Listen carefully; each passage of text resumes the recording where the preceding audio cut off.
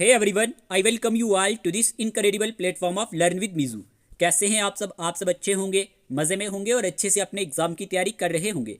देखिए, आज के इस वीडियो सेशन में हम बात करेंगे Jammu and Kashmir reorganisation act 2019 के बारे में। इसमें जो अमेंडमेंट्स हुई हैं वो भी हम देखेंगे। थ्रू MCQs ये टॉपिक कंप्लीट करने की कोशिश करेंगे। आपका काम है वीडियो को लास्ट तक देखना। आज जितना भी हमसे डिस्कस हुआ हम करेंगे, क्योंकि ये टॉपिक बहुत ज़्यादा इंपॉर्टेंट है हर एक कंपिटिटिव एग्जाम के लिए, और खास करके JKSSB नायब सिलदार की बात करें या फिर JKSSB के अंडर जितने भी एग्जाम्स रहते हैं सब में ये टॉपिक दिया जाता है। ठीक है, इससे पहले अगर आप चैनल पे न्यू है तो चैनल को भी सब्सक्राइब कर लेना, ताकि डेली वीडियोस के नोटिफिकेशन आपको टाइमली मिलते रहे और आप इसका बेनिफिट लेते रहे। ये आपका अपना ही यूट्यूब चैनल है। सभी के सभी एस्पायरेंट क्लास को लाइक कर देना। आपका एक लाइक हमारे लिए मोटिवेशन का बाइस बनता है। ठीक है, अपने पास एक नोटबुक और एक पेन रखना। जो भी ज़रूरी चीज़ें होंगी जो आपने अपने नोट्स में मेंशन नहीं की हुई वो करते रहना। वीडियो को पॉज करना और पहले खुद आंसर देने की कोशिश करना। आप सब ने क्लास को लाइक कर दिया होगा। और हाँ, अगर आपको पेड सब्सक्रिप्शन चाहिए जिसमें डेली लेक्चर्स के PDF, टेस्ट सीरीज, तो व्हाट्सएप नंबर स्क्रीन पे दिया गया, इसी नंबर पे आप मैसेज करके बाकी का प्रोसीजर जान सकते हैं। हम अपना टाइम ना वेस्ट करते हुए अपने टॉपिक की तरफ बढ़ते हैं। ठीक है, पैशंस के साथ क्लास को लास्ट तक देखना, बोर फील मत करना, क्योंकि ये टॉपिक जैसे कि मैंने आपको बोला काफ़ी ज़्यादा इंपॉर्टेंट है आपके एग्जाम पॉइंट ऑफ व्यू से। ठीक है, let's start. Today our first question is consider the following statements regarding the Jammu and Kashmir reorganisation act 2019। देखिए, स्टेटमेंट बेस्ड क्वेश्चन आपसे पूछा गया है, क्योंकि इस तरह के क्वेश्चन एग्जाम में पूछे जाते हैं। आपको बताना है कि इनमें से कौन सा स्टेटमेंट जो है Jammu and Kashmir reorganisation act 2019 के लिए सही है। अब फर्स्ट स्टेटमेंट में क्या दिया गया? The act was passed in the Lok Sabha with 370 votes in favour and 70 against. पहला स्टेटमेंट ये दिया गया। सेकंड स्टेटमेंट में दिया गया it came into effect on 31 October 2019 which is also celebrated as national unity day. कि ये इफेक्ट में आया था 31 अक्टूबर 2019 को, और ये जो डे है ये सेलिब्रेटेड किया जाता है नेशनल यूनिटी डे के तौर पे। फिर दिया गया है the union territory of Jammu and Kashmir has a legislature, कि जो यूटी है जम्मू एंड कश्मीर की, इसकी एक लेजिस्लेचर है, वाइल लद्दाख डज नॉट, और लद्दाख की लेजिस्लेचर नहीं है। फिर दिया गया जो एक्ट है ये अबोलिश करता है Jammu and Kashmir legislative assembly को परमानेंटली, कि इस एक्ट के according Jammu and Kashmir legislative assembly को परमानेंटली अबोलिश कर दिया गया है। अब आपको बताना है कि इनमें से कौन सा स्टेटमेंट सही है। Which of the above statement are correct? First, second and third only. ठीक है, first and four only, second and third only, first second third and four only. Topic already अच्छे से पढ़ा होगा कहीं ना कहीं से, तो आप इस क्वेश्चन का आंसर दे सकते हैं। चलिए इस क्वेश्चन का आंसर चूज करें। इस क्वेश्चन का आंसर क्या रहेगा? आपने वीडियो को पॉज करके इसका आंसर दे दिया होगा। इस क्वेश्चन का आंसर जो है ना, ऑप्शन नंबर ए है। ऑप्शन नंबर ए इसका सही आंसर है। अब देखें, जो एक्ट है, एक्ट की जब हम बात करते हैं, ये पास किया गया था लोकसभा में। 370 वोट्स जो रहे थे इसके फेवर में रहे थे, बिल्कुल सही बात है, और 70 इसके अगेंस्ट रहे थे। ठीक है ना। It came into effect on 31 October 2019, बिल्कुल सही बात है। Which is also celebrated as national unity day. देखिए, जो नेशनल यूनिटी डे है ना, ये मार्किंग करता है birth anniversary of Sardar Vallabh भाई पटेल। तो ये पॉइंट आप नोट कर सकते हैं। और यहाँ पे दिया गया है the union territory of Jammu and Kashmir has a legislature. जो यूटी है जम्मू एंड कश्मीर की, इसकी एक लेजिस्लेचर है, पर लद्दाख की नहीं है। ये स्टेटमेंट भी बिल्कुल सही है। ये जो एक्ट है ये अबोलिश करता है Jammu and Kashmir legislative assembly को परमानेंटली, ये बिल्कुल रॉन्ग है। यहाँ पे कई सारे एस्पायरेंट ने गलत आंसर दिया होगा। इस तरह की छोटी छोटी मिस्टेक आप कर देते हैं। ध्यान से स्टेटमेंट को पढ़ना होता है। आपको इस क्वेश्चन का आंसर आता होगा, लेकिन आप जल्दी में आंसर चूज करने के चक्कर में रॉन्ग आंसर दे देते हैं। पहले स्टेटमेंट को बड़े ध्यान से पढ़ना है, फिर आंसर चूज करना है। इसी तरह से आपने एग्जाम में भी करना है। ये जो एक्ट है ये अबोलिश करता है Jammu and Kashmir legislative assembly को परमानेंटली, ये बिल्कुल रॉन्ग है। देखें, यहाँ पे हम बात करते हैं। यहाँ पे क्या लिखा गया? Statement first is correct, second is correct, third is correct. First में दिया गया 370 वोट्स इसके फेवर में थे, 70 अगेंस्ट थे। ठीक है, लोकसभा में। और स्टेटमेंट सेकंड भी दिया गया कि सही है, ये इफेक्टिव हुआ 31 अक्टूबर से, जो नेशनल यूनिटी डे के तौर पे यहाँ पे मनाया जाता है। मतलब कि जो मार्क करता है बर्थ एनिवर्सरी किसकी? सरदार वल्लभ भाई पटेल की। ठीक है ना, जिनका एक मेजर रोल रहा है पॉलिटिकल इंटीग्रेशन ऑफ इंडिया के लिए। JNK विद लेजिस्लेचर रहेगा, बिल्कुल सही, और लद्दाख विदाउट लेजिस्लेचर। अब स्टेटमेंट 4 क्यों इनकरेक्ट था? जो लेजिस्लेटिव काउंसिल है ये अबोलिश किया गया था, ना कि लेजिस्लेटिव असेंबली। तो इस तरह के क्वेश्चंस आपके एग्जाम में बन जाते हैं मेरे प्यारे दोस्तों, तो वहां पे आपको ध्यान देना होता है। अब अगर हम इसके बैकग्राउंड की थोड़ी सी बात करें, जैसे कि आपको मालूम होगा, Jammu and Kashmir reorganisation bill 2019 जो है ये इंट्रोड्यूस किया गया था राज्यसभा में। कब? 5 अगस्त 2019 को। कब? 5 अगस्त 2019 को by the minister of home affair Amit Shah के द्वारा। इतना तो आप सबको मालूम है ना। And passed on the same day at Rajya Sabha. फिर ये पास किया जाता है लोकसभा में। कब? 6 अगस्त 2019 को। 6 अगस्त को ये हमारे पास कहाँ पे पास किया जाता है? लोकसभा में, ठीक है ना। और यहीं पे इसके फेवर में 370 वोट्स रहते हैं और 70 इसके अगेंस्ट रहते हैं। कितने इसके अगेंस्ट रहते हैं? 70 इसके अगेंस्ट रहते हैं, 370 इसके फेवर में रहते हैं।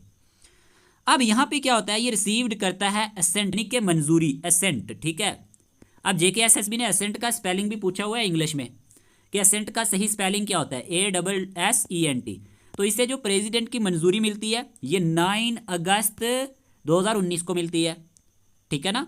तो यहाँ पे ये जो बिल है ये प्रोवाइड करता है reorganisation of the state of Jammu and Kashmir into the UT of Jammu and Kashmir and UT of Ladakh को, यानी कि रीऑर्गेनाइजेशन होती है, दोनों यूटी अलग की जाती है। और यहाँ पे आपको क्या याद रखना है, जैसे हमने देखा था ऑलरेडी इससे पहले भी वीडियो सेशन में, Jammu and Kashmir reorganisation act की जब हम बात करते हैं ये डिवाइडेड किया गया 14 पार्ट्स में, ठीक है। एंड कंसिस्ट करता है इसमें लगभग 103 सेक्शंस हैं विद सब क्लासेस के साथ, और 5 इसमें शेड्यूल आते हैं। और इसमें एक्सटेंड किया गया है 106 सेंट्रल लॉज को यूटी में, और रिपील किया गया है 153 लॉज को, ये भी आपको पता होना चाहिए। और यहाँ पे अबोलिश किया गया है Jammu and Kashmir legislative council को, ठीक है। इसीलिए ये स्टेटमेंट यहाँ पे गलत था। तो यहाँ तक समझ आई होगी। और जो यूनियन टेरिटरी है एग्जिस्टेंस में कब आई थी? 31 अक्टूबर 2019 को, जो सेलिब्रेट किया जाता है नेशनल यूनिटी डे के तौर पे, जो मार्क करता है बर्थ एनिवर्सरी किसकी? सरदार वल्लभ भाई पटेल की। तो ये चीज़ें आपको पता होनी चाहिए। आगे बात करते हैं, चलिए बताएं। सिंपल सा क्वेश्चन पूछा गया है, when was the Jammu and Kashmir reorganisation bill introduced in the Rajya Sabha, कि हमारे पास Jammu and Kashmir reorganisation bill Rajya Sabha में कब इंट्रोड्यूस किया गया था। 4 ऑप्शन आपके सामने दिए गए, आपको सही आंसर चूज करना है। देखें, हम इस टॉपिक को ना MCQs के थ्रू ही कवर कर देंगे, ठीक है। जहां पे आपको 3 से 4 दिन लगते थे इसको याद करने में, ये आपको सिर्फ 1 दिन में ही रिवाइज हो जाया करेगा। बस आपका काम है वीडियो को लास्ट तक देखना, और हमारी कोशिश रहती है कि हम लेक्चर को बिल्कुल ईजी बनाएं। लास्ट 2 डेज से वीडियो इसीलिए नहीं आया, इस PDF को बनाने में ही हमारे 2 दिन लग गए, तभी ये वीडियो लेट यहाँ पे आया। तो बताएं क्या आंसर रहेगा, when was the Jammu and Kashmir reorganisation bill introduced in the Rajya Sabha. Simple है, यहाँ पे आंसर आएगा वेरी सिंपल। अभी मैंने आपको बता दिया, ये इंट्रोड्यूस किया गया था राज्यसभा में 5 अगस्त 2019 को, किसके द्वारा? अमित शाह के द्वारा। तो ऑप्शन नंबर 3 इसका सही आंसर है, 5 अगस्त 2019। तो इसमें आपको कोई भी कंफ्यूजन अब नहीं होनी चाहिए।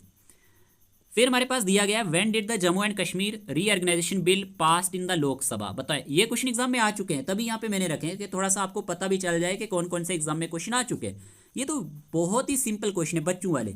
When did the Jammu and Kashmir reorganisation bill pass in the Lok Sabha. बताएं, Jammu and Kashmir reorganisation bill कब पास हुआ था लोकसभा में, आपको ये बताना है। अभी हमने देखा था कि हमारे पास ये पास किया गया था लोकसभा में 6 अगस्त 2019 को। तो आंसर क्या रहेगा? ऑप्शन नंबर 2, ठीक है। ये चीज़ भी आपको समझ में आई होगी, जिसमें हमारे पास 370 वोट्स इसके फेवर में रहे और 70 इसके अगेंस्ट रहे। फिर आपसे क्वेश्चन में पूछा गया है, when did the president give assent to the Jammu and Kashmir reorganisation act 2019, कि प्रेसिडेंट ने इसको कब मंजूरी दी थी, Jammu and Kashmir reorganisation act 2019 को। बताएं क्या आंसर रहेगा? Very simple, it received the assent of the president on the 9 August 2019। तो ऑप्शन नंबर 2 यहाँ पे सही आंसर रहेगा। 9 अगस्त 2019 को इसको प्रेसिडेंट की असेंट मिलती है, मंजूरी मिलती है, किसको?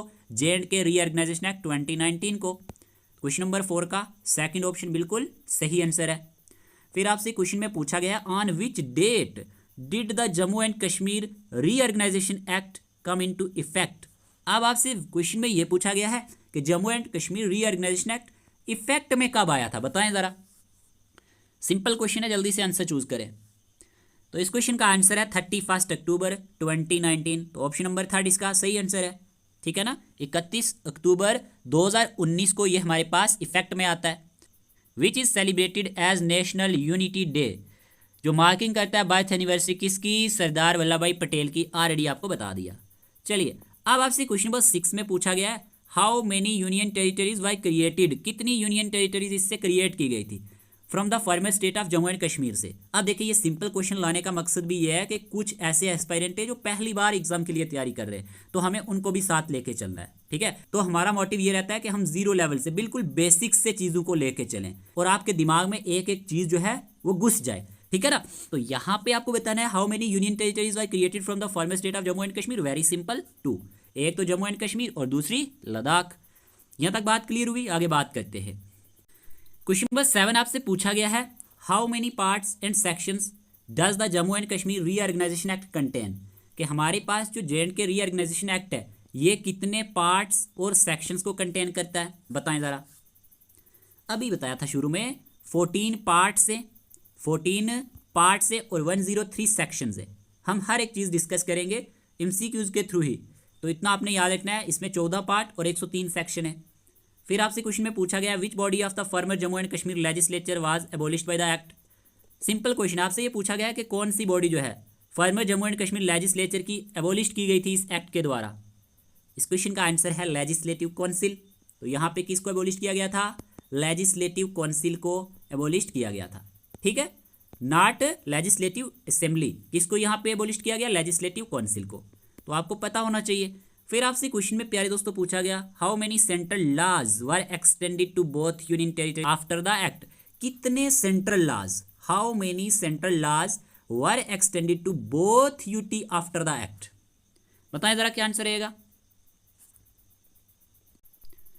इस क्वेश्चन का आंसर है 106। ठीक है, 106 जो हमारे पास सेंट्रल लॉज है ये एक्सटेंडेड किए गए हैं दोनों यूटीज के लिए जब से ये एक्ट इफेक्ट में आया है। ठीक है, तो ये चीज़ आपको पता होनी चाहिए। कितने laws, 106 central laws were extended to both union territories after the act. कि मैं आपको दोबारा से बता देता हूँ, आपको परेशान होने की नीड नहीं है।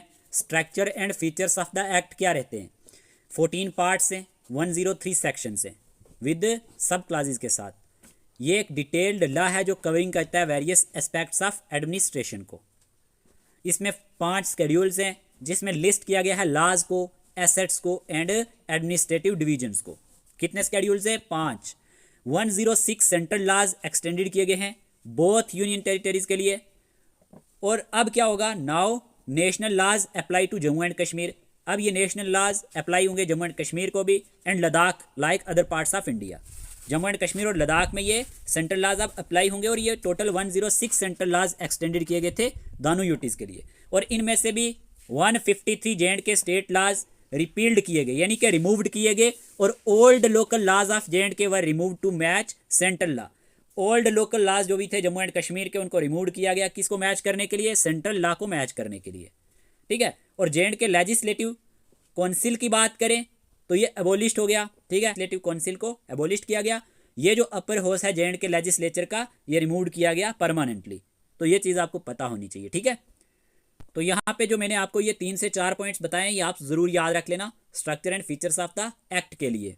अब देखें यहीं पे आपको इंट्रोडक्शन भी याद रखनी है, ऑलरेडी मैंने आपको बता भी दिया है। Introduction and passing of the act introduce किया गया था राज्यसभा में 5 अगस्त 2019 को, किसके द्वारा, होम मिनिस्टर अमित शाह के द्वारा। ठीक है ना, this was the first step toward reorganising Jammu and Kashmir. और ये पहला स्टेप माना जाता है किस लिए, टुवार्ड रीऑर्गेनाइज करने के लिए जम्मू एंड कश्मीर को। और यहीं पे ये पास किया गया था राज्यसभा में सेम डे पे 5 अगस्त 2019 को। ठीक है, it quickly got support in the upper house of parliament, जो अपर हाउस रहता है पार्लियामेंट का। फिर ये पास किया जाता है लोकसभा में कब, 6 अगस्त 2019 को। 370 वोट्स इसके फेवर में रहते हैं, 70 अगेंस्ट रहते हैं। तो इस बिल को एक स्ट्रांग सपोर्ट मिल जाती है लोअर हाउस में भी। ये चीज आपको याद रखनी है। और प्रेसिडेंशियल की असेंट इसको मिलती है 9 अगस्त 2019 को। इसके बाद ये क्या बन जाता है, एक लॉ बन जाता है। और साथ साथ होता क्या, रीऑर्गेनाइजेशन ऑफ द स्टेट होती है, यानी जम्मू एंड कश्मीर स्प्लिट हो जाता है 2 यूनियन टेरिटरीज में, Jammu and Kashmir with legislature और Ladakh without legislature. Very important point, ये सिंगल स्टेट डिवाइड हो जाती है 2 सेंट्रली गवर्नड रीजन्स में। ठीक है, तो इसको ज्यादातर यहाँ पे कौन गवर्न करता है, यहाँ पे सेंटर ही करता है। Jammu and Kashmir with legislature रहता है और Ladakh without legislature. Effective date की बात करें 31 अक्टूबर 2019 है। ठीक है, और ये डे जो है ये सेलिब्रेटेड किया जाता है नेशनल यूनिटी डे के तौर पे। ठीक है, जो मार्क करता है birth anniversary of Sardar Patel यानी कि सरदार वल्लभ भाई पटेल। तो ये पॉइंट भी आप नोट कर लेना जो मैंने आपको इस स्लाइड में बताए हैं, क्योंकि इसी से कई बार क्वेश्चन एग्जाम में आ चुके हैं। ठीक है ना, बात करते हैं नेक्स्ट। आगे बढ़ने से पहले काफ़ी सारे एस्पायरेंट के हमें मैसेज आते रहते हैं कि आपके लेक्चर्स के PDF कैसे मिलेंगे या टेस्ट सीरीज कैसे मिलेगी। डेली मैं आपको अपनी वीडियोज़ में बताता हूँ कि आपको स्टडी मटेरियल मिल जाएगा जिसमें डेली लेक्चर्स के PDF भी होंगे। जैसे आज हम ये सेशन डिस्कस कर रहे हैं तो इसका PDF भी आपको पेड सब्सक्रिप्शन में मिलेगा। पेड ग्रुप है हमारा नायब सिलदार एग्जाम का, तो उसमें मिलेगा, ठीक है। इसी में हम डेली बेसिस पे टेस्ट भी शेयर कर देते हैं। जैसे कि हमारे पास 6 यहाँ पे सेक्शनल टेस्ट कंप्लीट हो चुके हैं। कल हमने जो टेस्ट कंडक्ट करवाया था वो हमने ह्यूमन राइट्स पे करवाया था, ठीक है ना। तो इसमें आपको कवर क्या होगा, इसमें general knowledge and current affairs, theory plus topic wise MCQs, general knowledge with special reference to Jammu and Kashmir, ठीक है, general English notes with practice set, knowledge of information technology जिसमें आपका कंप्यूटर रहता है, ठीक है ना। यहीं पे पेपर सेकंड उर्दू की बात करें तो आपको डेली वर्कशीट प्रोवाइड की जाएंगी 15 के बाद, जिसमें ऐसे लेटर्स जो पैराग्राफ क्वेश्चंस रहते हैं वो भी हम देखेंगे। हम आपकी अच्छे से प्रैक्टिस करवा देंगे ताकि जब आप उर्दू का पेपर देखें वहाँ पे आपको बिल्कुल ईजी लगे, ठीक है ना। टेस्ट सीरीज की बात करें तो इसमें सेक्शनल टेस्ट आपके कवर होंगे, जैसे कि हमने 6 टॉपिक वाइज सेक्शनल टेस्ट ले लिए हैं, जिसमें आपके 30 MCQs रहते हैं। टेस्ट हमारे OMR बेस्ड रहते हैं। फुल लेंथ टेस्ट भी होंगे एग्जाम से पहले, जिसमें आपके 15 फुल लेंथ टेस्ट रहेंगे। इसी में आपको उर्दू का जो पेपर रहता है ना, ये भी टेस्ट आपको प्रोवाइड किए जाएंगे एज अ प्रैक्टिस सेट। तो इसके लिए आपको फी जो पड़ेगी वो 599 रुपये फी पड़ेगी, जिसमें आपके टेस्ट भी कवर हो जाएंगे प्लस आपका study material with paid subscription, ये सब कुछ कवर हो जाएगा। इंटरेस्टेड एस्पायरेंट मैसेज कर देना, व्हाट्सएप नंबर स्क्रीन पे दिया गया है। जिनको भी ये चाहिए होगा इसका आप स्क्रीनशॉट ले सकते हैं, ठीक है। अगर आपको हमारे लेक्चर्स अच्छे लगते हैं, अगर आपको लगता है कि हमारी टेस्ट सीरीज आपके काम आएगी, तो आप ये ले सकते हैं। ऑलरेडी डिफरेंट एग्जाम्स के लिए हमने पहले भी टेस्ट यहाँ पे कंडक्ट करवाए, तो काफ़ी अच्छा रिस्पॉन्स देखने को मिला है। व्हाट्सएप नंबर है 8492886188, जैसे कि आपको स्क्रीन पे दिख रहा होगा। अगर आप में से कोई भी Jammu and Kashmir high court junior assistant exam की तैयारी कर रहा है, तो उसके लिए भी आपको study material test series with paid group subscription मिल जाएगी 499 रुपीज़ में, ठीक है। तो आप भी हमें व्हाट्सएप मैसेज कर सकते हैं। JK PSI के भी हमने टेस्ट कंडक्ट करवाए थे, बाकी हम दोबारा से ये जो टेस्ट है कंटिन्यू करेंगे कुछ दिन बाद, अभी इसका एग्जाम का कुछ पता चल जाए, ठीक है। अपडेट देना काफ़ी ज़्यादा इंपॉर्टेंट था ताकि आपको पता चल सके। आगे बढ़ते हैं। अब यहीं पे क्वेश्चन नंबर 10 पूछा गया, how many parts and sections does the Jammu and Kashmir reorganisation act 2019 contain, कि कितने पार्ट्स और सेक्शंस हमारे पास Jammu and Kashmir reorganisation act 2019 में आते हैं। ये क्वेश्चन अभी हमने पहले भी देख लिया और मैंने आपको बता भी दिया। यहाँ पे 14 पार्ट्स एंड 103 सेक्शंस आती हैं, ठीक है। तो ऑप्शन नंबर सेकंड इसका सही आंसर है। हाँ, आपसे एक राय ये भी लेनी है, क्या थ्योरेटिकल बेस्ड ही हम यहाँ पे कंटिन्यू करें या फिर MCQs के थ्रू टॉपिक कंप्लीट करें। जैसे आप कहेंगे हम वैसे ही यहाँ पे सेशंस लाने की कोशिश करेंगे, ठीक है। हमारा यही यहाँ पे मकसद रहता है कि हम MCQs के थ्रू भी टॉपिक को कंप्लीट ही कर दें। अब यहाँ पे क्वेश्चन नंबर 11 में पूछा गया, which of the following statements is true regarding the extension of central and state laws after the reorganisation of Jammu and Kashmir. अभी पहले हमने ये चीज़ देखी, तो आप इजली इसका आंसर दे सकते हैं। 106 हमारे पास central laws were extended and 153 state laws were repealed. तो यहाँ पे ऑप्शन नंबर सेकंड ही इसका सही आंसर रहेगा, ठीक है। हमारे पास दिया गया है, who administered the oath to the newly appointed lieutenant governors of JNK and Ladakh on 31 October 2019। किसने एडमिनिस्ट्रेट किया था ओथ को? न्यूली अपॉइंटमेंट जो हुई थी lieutenant governor of Jammu and Kashmir and Ladakh की 31 अक्टूबर 2019 को। इस क्वेश्चन का आंसर है justice Gita Mittal. Very important question, ये एक एग्जाम में क्वेश्चन आ चुका है, ठीक है। तो यहाँ पे आंसर क्या रहेगा? Option number 3। फिर आपसे क्वेश्चन में पूछा गया है, how many adaptation orders were issued by the central government after the act came into force, कि हमारे पास कितने अडाप्टेशन ऑर्डर्स जो हैं इशूड किए गए थे सेंट्रल गवर्नमेंट के द्वारा after the act came into force. जब ये एक्ट जो है ना फोर्स में आ गया था उसके बाद की बात हो रही है। तो याद रखना 5 for JNK and 3 for Ladakh. यहाँ पे क्या होता है, अडाप्टेशन होती है ऑर्डर्स की, जिसमें 5 जो रहते हैं हमारे पास जम्मू एंड कश्मीर के लिए रहते हैं, 3 हमारे पास लद्दाख के लिए। तो आप क्या याद रखेंगे, 5 for Jammu and Kashmir and 3 for Ladakh orders were issued by the central government after the act came into force. फिर हमारे पास दिया गया, which of the following was not an objective और outcome of the Jammu and Kashmir reorganisation act 2019। आपको बताना है कि इनमें से कौन सा एक ऑब्जेक्टिव नहीं है या आउटकम नहीं है, यानी कि रीऑर्गेनाइजेशन एक्ट का जो नतीजा निकला इसमें से कौन सा एक ऑब्जेक्टिव या outcome Jammu and Kashmir reorganisation act 2019 का नहीं है। देखो ऑप्शन दिया गया, to remove article 370 special status, to establish administrative and legal uniformity, to allow Jammu and Kashmir to continue with separate laws permanently, to integrate Jammu and Kashmir more closely with the rest of India. Simple है, इस question का answer है option number 3, ये objective नहीं था। Remove article 370 special status सही है। Establish करना एडमिनिस्ट्रेटिव एंड लीगल यूनिफॉर्मिटी को, यह भी एक आउटकम माना जाता है रीऑर्गेनाइजेशन एक्ट 2019 का। इंटीग्रेट करना है जम्मू एंड कश्मीर को क्लोजली रेस्ट ऑफ इंडिया के साथ, ये भी एक आउटकम, एक ऑब्जेक्टिव माना जाता है। तो ऑप्शन नंबर यहाँ पे थर्ड इसका सही आंसर रहेगा। तो यहाँ तक जितने भी एमसीक्यूज हमने देखे आपको सब के सब यहाँ पे याद हो जाने चाहिए और आपको पता चल जाना चाहिए। अब यहाँ पे फोकस करना, क्या लिखा गया है, एडमिनिस्ट्रेटिव चेंज। एडमिनिस्ट्रेटिव चेंजेस की अगर हम बात करते हैं तो यहाँ पे दिया गया है lieutenant governors appointed, one for Jammu and one for Ladakh. Lieutenant governors appoint किया जाएगा, एक जम्मू एंड कश्मीर के लिए और एक लद्दाख के लिए, और ये एक्ट करेंगे as the head of the UT, यानी कि किस तरह से ये हेड का काम करेंगे, और ये हमारे पास हेड ऑफ यूनियन टेरिटरी रहेंगे। ठीक है, they act as the head of the union territories. Sworn in on 31 October 2019 by justice Gita Mittal, जो अभी हम क्वेश्चन डिस्कस कर रहे थे, chief justice of Jammu and Kashmir and Ladakh high court. तब हमारे पास जस्टिस गीता मित्तल थी, जब हमारे पास पहले जो लेफ्टिनेंट गवर्नर यहाँ पे अपॉइंट किए गए थे, कब, 31 अक्टूबर 2019। तो इनको एडमिनिस्ट्रेट किसने किया था, जस्टिस गीता मित्तल ने 31 अक्टूबर 2019 को। और जो सेरेमनीज थी हेल्ड हुई थी पहले लेह लद्दाख में और फिर श्रीनगर जम्मू एंड कश्मीर में। प्रेसिडेंट रूल को रिवोक्ड किया गया था, मतलब हटाया गया। After reorganisation lieutenant governor to cover, तो यहाँ पे किसने चार्ज संभाल लिया, लेफ्टिनेंट गवर्नर ने। अब यहाँ पे जो प्रेसिडेंट डायरेक्ट रूल था उसकी कोई भी नीड नहीं रही, वाज नॉट नीडेड एनीमोर। तो ये चीज़ आपको यहाँ पे समझ आई होगी। अब यहाँ पे दिया गया further legal change by central government, कि फर्दर लीगल चेंजेस कौन सी हैं सेंट्रल गवर्नमेंट के द्वारा। अभी मैंने आपको बताया था 8 अडॉप्टेशन ऑर्डर जो हैं इशूड किए गए थे, किसका यूज़ करके, पावर का यूज़ करके अंडर द एक्ट, जैसे ये इफेक्ट में आया था। इसमें 5 orders Jammu and Kashmir UT के लिए और 3 लद्दाख के लिए थे। और ये जो आर्डर हैं ये हेल्प्स करते हैं, these orders helped apply the new legal structure in both UTs, कि इससे क्या होगा, एक न्यू लीगल स्ट्रक्चर रहेगा बोथ यूटीज़ में जो कि अप्लाई होगा इन आर्डर्स के द्वारा। और लगभग यहाँ पे 400 जो लाज है ना ये चेंज किए गए थे, रिपील्ड किए गए थे, और ये अडॉप्टेड किए गए बाई नवंबर 2020 से। कितने, लगभग 400 लाज को यहाँ पे चेंज किया गया, रिपील्ड किया गया, और ये अडॉप्टेड किए गए नवंबर 2020 से। दिस इंक्लूडेड, ये क्या इंक्लूडेड करता है, adjustment to both central and former state laws को। तो यहाँ तक ये चीज़ें भी आपको याद रखनी है। क्लियर। अब आपसे क्वेश्चन नंबर 15 में पूछा गया, which order applied the code of civil procedure 1908 and criminal procedure code 1973 to the union territory of Jammu and Kashmir.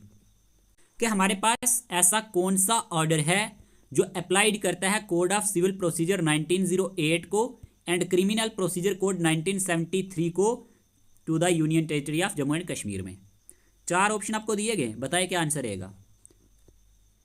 आपने आंसर चूज कर लिया होगा, इस क्वेश्चन का आंसर है ऑप्शन नंबर 2। ठीक है, adaptation of central laws order 2020, option number 2 इसका सही आंसर है। ठीक है, याद रखना। फिर दिया गया, what was the main purpose of Jammu and Kashmir reorganisation, adaptation of state laws order 2020 जो इशूड किया गया था 31 मार्च 2020 को। कब इशू किया गया था, 31 मार्च 2020 को। आपसे पूछा गया कि मेन पर्पस क्या था, Jammu and Kashmir reorganisation adaptation of state laws order 2020 जो इशूड किया गया 31 मार्च 2020 को, इसका मेन पर्पस आपको बताना है। जल्दी से बताएं, 4 ऑप्शन आपके सामने दिए गए हैं, जल्दी से आंसर चूज करें। इस क्वेश्चन का आंसर है अलाइनिंग करना था स्टेट लॉज को सेंट्रल लॉज के साथ। ठीक है, जो मेन पर्पस था Jammu and Kashmir reorganisation adaptation of state laws order 2020 का, किसको इशू करना था, याद रखना, जो इशूड किया गया था 31 मार्च 2020 को। तो इसका मेन पर्पस था अलाइनिंग करना स्टेट लॉज किसके साथ, सेंट्रल लॉज के साथ, याद रख लेना। फिर पूछा गया है, which act was amended by the second adaptation of state laws order issued on 20 May 2020, कि कौन सा एक्ट जो है अमेंडेड किया गया था, किसके द्वारा, second adaptation of state laws order जो इशूड किया गया था 20 मई 2020 को, कि कौन सा एक्ट अमेंडेड किया गया second adaptation of state laws order के द्वारा जो इशूड किया गया 20 मई 2020 को। अब ये ऑर्डर भी इंपॉर्टेंट है, इसीलिए ये क्वेश्चन सारे मैंने यहाँ पे इस स्लाइड में ऑर्डर के रिलेटेड रखे हैं। तो यहाँ पे क्या आंसर रहेगा, इस क्वेश्चन का आंसर है J&K civil services decentralisation and recruitment act 2010। तो यहाँ पे अमेंड करना था Jammu and Kashmir civil services को, अकॉर्डिंग यहाँ पे बताया गया है डिसेंट्रलाइजेशन एंड रिक्रूटमेंट एक्ट 2010 के मुताबिक। तो ये याद रख लेना, अमेंडेड करना था J&K सिविल सर्विसेज को। 18 में पूछा गया है, what was the focus of Jammu and Kashmir central laws second order issued on 5 October 2020, के फोकस क्या था Jammu and Kashmir central laws second order का जो इशू किया गया था 5 अक्टूबर 2020 को। 4 ऑप्शन आपके सामने, जल्दी से आंसर चूज करें, क्या आंसर रहेगा। इस क्वेश्चन का आंसर है हमारे पास ऑप्शन नंबर सेकंड, अप्लाइंग करना था मोर सेंट्रल लॉज को मॉडिफिकेशन के साथ। यही फोकस था Jammu and Kashmir central laws second order का जो इशू किया गया था 5 अक्टूबर 2020 को। फिर आपसे क्वेश्चन में पूछा गया है which order aim to restructure, समझना, which order aimed to restructure municipal bodies in Jammu and Kashmir for improved urban governance. ऐसा कौन सा ऑर्डर है जिसका एम था रीस्ट्रक्चर करना म्यूनिसिपल बॉडीज को जम्मू एंड कश्मीर में इम्प्रूव्ड अर्बन गवर्नेंस के लिए। इस क्वेश्चन का आंसर है हमारे पास option number second, state laws third order 2020। याद रखना, स्टेट लॉज थर्ड ऑर्डर 2020 की अगर हम बात करें, इसका एम था रिस्ट्रक्चर करना म्यूनिसिपल बॉडीज को जम्मू एंड कश्मीर में इम्प्रूव्ड अर्बन गवर्नेंस के लिए। क्वेश्चन नंबर 19 क्लियर हुआ। क्वेश्चन नंबर 20 में पूछा गया the fourth adaptation of state laws order, ठीक है, 16 अक्टूबर 2020 को ये इशू किया गया था। अमेंडेड विच इंपॉर्टेंट एक्ट, अब ये कौन से इंपॉर्टेंट एक्ट को अमेंड करता है। 4 ऑप्शन आपके सामने दिए कि क्या आंसर रहेगा। The fourth adaptation of state laws order जो कब इशू किया गया 16 अक्टूबर 2020 को, ये अमेंड करता है कौन से इंपॉर्टेंट एक्ट को। क्वेश्चन का आंसर क्या रहेगा। इस क्वेश्चन का आंसर है हमारे पास जम्मू एंड कश्मीर पंचायती राज एक्ट 1989, ठीक है। तो आप क्या याद रखेंगे, जो फोर्थ अडॉप्टेशन था स्टेट लॉज ऑर्डर जो इशूड किया गया 16 अक्टूबर 2020 को, ये अमेंडेड करता है जे के पंचायती राज एक्ट 1989 को। तो ये क्वेश्चन आप इसके बारे में जरूर याद रख लेना। अब यहाँ पे थोड़ा फोकस करना, शॉर्ट हम देख लेते हैं Jammu and Kashmir reorganisation orders and amendments 2020 से लेकर 2023 के बीच में। देखिए 18 मार्च 2020 को क्या होता है, Jammu and Kashmir reorganisation adaptation of central laws order 2020 यहाँ पे आता है, ठीक है। अब ये था क्या, ये अप्लाइड करता है इंपॉर्टेंट सेंट्रल लॉज को, जिसमें like code of civil procedure रहता है 1908 का सिविल केसेस के लिए, ठीक है। क्रिमिनल प्रोसीजर कोड 1973 का आता है फॉर क्रिमिनल ट्रायल्स के लिए, किसमें, जो ऑर्डर आता है 18 मार्च 2020 को, ठीक है। ये जो लॉज है ये बिकेम एप्लीकेबल होंगे Jammu and Kashmir union territory में like the rest of India, जैसे कि बाहर वाली स्टेट में होता है।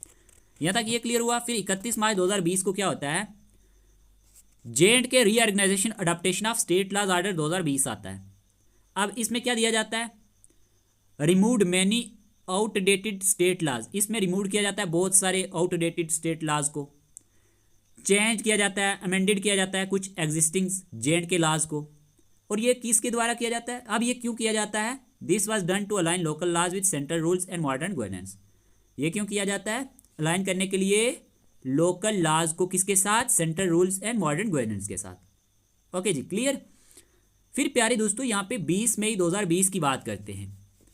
20 मई 2020 को यहाँ पे adoption of state laws second order 2020 आता है। इसमें अमेंडेड किया जाता है जे के सिविल सर्विसेज को, किसको, जे के सिविल सर्विसेज को, इंपॉर्टेंट है याद रख लेना। दिस अफेक्टेड रिक्रूटमेंट पॉलिसीज, ये किसको अफेक्ट करता है, रिक्रूटमेंट पॉलिसीज को, specially related to domicile based jobs, जो स्पेशली किसके रिलेटेड है, डोमिसाइल बेस्ड जॉब्स के रिलेटेड है। तो यहाँ पे दिया गया अमेंडेड जे के सिविल सर्विसेज, ठीक है, एक्ट जो किसके अकॉर्डिंग था, डिसेंट्रलाइजेशन एंड रिक्रूटमेंट एक्ट 2010 के अकॉर्डिंग था। तो यहाँ पे ये चीजें आपको समझ आई होंगी। This affected recruitment policies specially related to domicile based jobs, तो यहाँ पे कोई भी मुश्किल आपको नहीं होनी चाहिए। फिर यहीं पे 5 अक्टूबर 2020 की अगर हम बात करते हैं, 2 ऑर्डर्स इशूड, 2 और ऑर्डर इशू किए जाते हैं। एक सेंट्रल लॉज सेकंड ऑर्डर 2020 रहता है और दूसरा स्टेट लॉज थर्ड ऑर्डर 2020 रहता है। डेट याद रख लेना। अब इसमें एडिट किया जाता है मोर सेंट्रल लॉज को विद स्लाइट चेंजेस के साथ, किस लिए, for full integration with Indian legal system, कि हमारी क्या होनी चाहिए, फुल इंटीग्रेशन होनी चाहिए जे की इंडियन लीगल सिस्टम के साथ। फिर स्टेट लॉज थर्ड ऑर्डर 2020 की जब हम बात करते हैं, ये चेंज करता है जे के लॉज को रीस्ट्रक्चर करने के लिए म्यूनिसिपल बॉडीज को। Improved urban local governance like municipal corporation and committees, और इसमें इंप्रूव किसको करना था, लोकल गवर्नेंस को, जिसमें म्यूनिसिपल कॉर्पोरेशन और कमेटीज आती है, ठीक है। कमेटीज का स्पेलिंग याद रख लेना, क्योंकि जेके एसएसबी ने इसका भी स्पेलिंग पूछा हुआ है, मैं साथ साथ में बताता रहता हूँ। फिर यहीं पे 16 अक्टूबर 2020 की अगर हम बात करते हैं, order adoption of state laws fourth order 2020 आता है। अब इसमें क्या होता है, ये अमेंडेड करता है Jammu and Kashmir Panchayati Raj 1989, very important. और यहाँ पे ये अलाउ करता है किसको, अलाउड फॉर स्ट्रॉन्गर पंचायती राज, यानी village governance in Jammu and Kashmir UT, कि इससे क्या हो, स्ट्रॉन्गर पंचायती राज और विलेज गवर्नेंस देखने को मिले कहाँ पे, जम्मू एंड कश्मीर यूटी में। ये आप याद रखेंगे। फिर साथ ही साथ 26 अक्टूबर 2020 को दो और आर्डर यहाँ पे इशू किए जाते हैं। एक स्टेट लाज फिफ्थ आर्डर 2020 रहता है और दूसरा सेंट्रल लाज थर्ड आर्डर 2020 रहता है। स्टेट लाज फिफ्थ आर्डर क्या कहता है, यहाँ पे अप्लाइड किया जाएगा मोर सेंट्रल लाज को लोकल एडजस्टमेंट्स के साथ, और ये इंश्योर करेगा updated governance models in UT. इससे क्या होगा, इंश्योर्ड होगी अपडेटेड गवर्नेंस मॉडल्स यूटी में। फिर सेंट्रल लाज थर्ड आर्डर 2020 की जब हम बात करते हैं, ये अमेंडेड करता है और रिपील्ड करता है मोर स्टेट लाज को, ठीक है, चेंज करता है बहुत सारे स्टेट लाज को, क्लीन अप करता है आउटडेटेड लीगल फ्रेमवर्क को, जो सेंट्रल लाज थर्ड आर्डर 2020 का रहता है। इसमें ये चीज़ें बताई जाती हैं। फिर 26 फरवरी 2021 को क्या होता है, Jammu and Kashmir reorganisation amendment act 2021 आता है। इसमें अमेंडेड किया जाता है सेक्शन 13 को, वेरी वेरी इंपॉर्टेंट, आपसे पूछा जाएगा 26 फरवरी 2021 में जो Jammu and Kashmir reorganisation amendment act है, ये ऑर्डर नहीं है, ये एक्ट है, ये भी आपको याद रखना है, ठीक है। तो इस एक्ट में क्या किया जाता है, 2021 में अमेंड किया जाता है 13 and section 88 of the 2019 act. याद रख लेना 13 नंबर जो सेक्शन है और 88 सेक्शन को यहाँ पे अमेंड किया जाता है, कैंसल्ड किया जाता है अर्लियर ऑर्डिनेंस को, ठीक है। ये जो फॉर्मल अमेंडमेंट है, this formal amendment made changes permanent through parliament. ये जो फॉर्मल अमेंडमेंट है, ये बहुत सारी चेंजेस लाती है परमानेंट, किसके द्वारा, पार्लियामेंट के द्वारा। तो ये चीज़ आपको यहाँ पे 26 फरवरी 2021 के बारे में समझ आई होगी। आगे बात करते हैं। अब आपसे क्वेश्चन में पूछा गया है विच डेट सा the issuance of both the fifth state लाज आर्डर एंड द सेंट्रल लाज थर्ड आर्डर इन 2020। अभी आपको बता दिया, बताएं आंसर क्या होगा, जल्दी से आंसर चूज करें। इस क्वेश्चन का आंसर क्या रहेगा, विच डेट सा the issuance of both the fifth state लाज आर्डर एंड द सेंट्रल लाज थर्ड आर्डर इन 2020। डेटें आपको ऑप्शन में दी गई हैं। तो इस क्वेश्चन का आंसर है 26 अक्टूबर 2020, 26 अक्टूबर 2020। फिर पूछा गया what did the Jammu and Kashmir reorganisation amendment act 2021 specifically amend in 2019 act, कि जो हमारे पास Jammu and Kashmir reorganisation amendment act 2021 का था, ये स्पेसिफिकली किसको अमेंड करता है 2019 के एक्ट में, सेक्शन 13 एंड सेक्शन 88। याद रखना 2021 में हमारे पास जो अमेंडमेंट आती है, इसमें सेक्शन 13 और सेक्शन 88 को क्या किया जाता है, अमेंड किया जाता है। याद रख लेना, इंपॉर्टेंट क्वेश्चन है। What did the 2021 amendment act officially cancel. अब जो 2021 का अमेंडमेंट एक्ट था, ये ऑफिशियली किस चीज़ को कैंसिल करता है, ये पूछा गया है। तो याद रखना Jammu and Kashmir reorganisation ordinance 2021 को ये कैंसिल करता है, ठीक है। फिर आपसे क्वेश्चन में पूछा गया what was the key features of the Jammu and Kashmir reorganisation second amendment act 2023, कि हमारे पास की फीचर्स क्या है Jammu and Kashmir reorganisation second amendment act 2023 के। इस क्वेश्चन का आंसर है reservation of seats for women in legislative assembly, ठीक है। ऑप्शन नंबर 3 इसका सही आंसर है।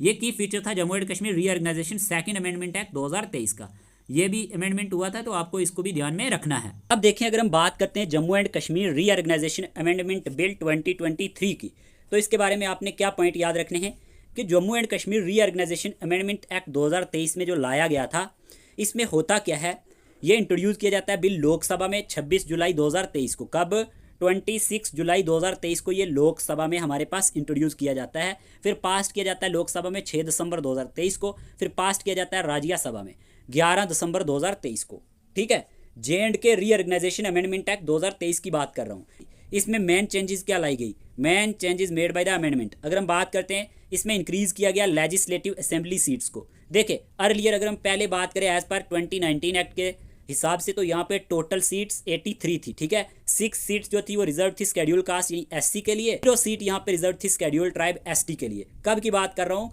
एज पर 2019 एक्ट जो पहले था, ठीक है। तब टोटल सीट कितनी थी, 83 थी। लेकिन जब अमेंडमेंट हुई आफ्टर 2023 अमेंडमेंट, टोटल सीट्स यहाँ पे बढ़ा के 90 कर दी गई, इतना तो आपको पता है।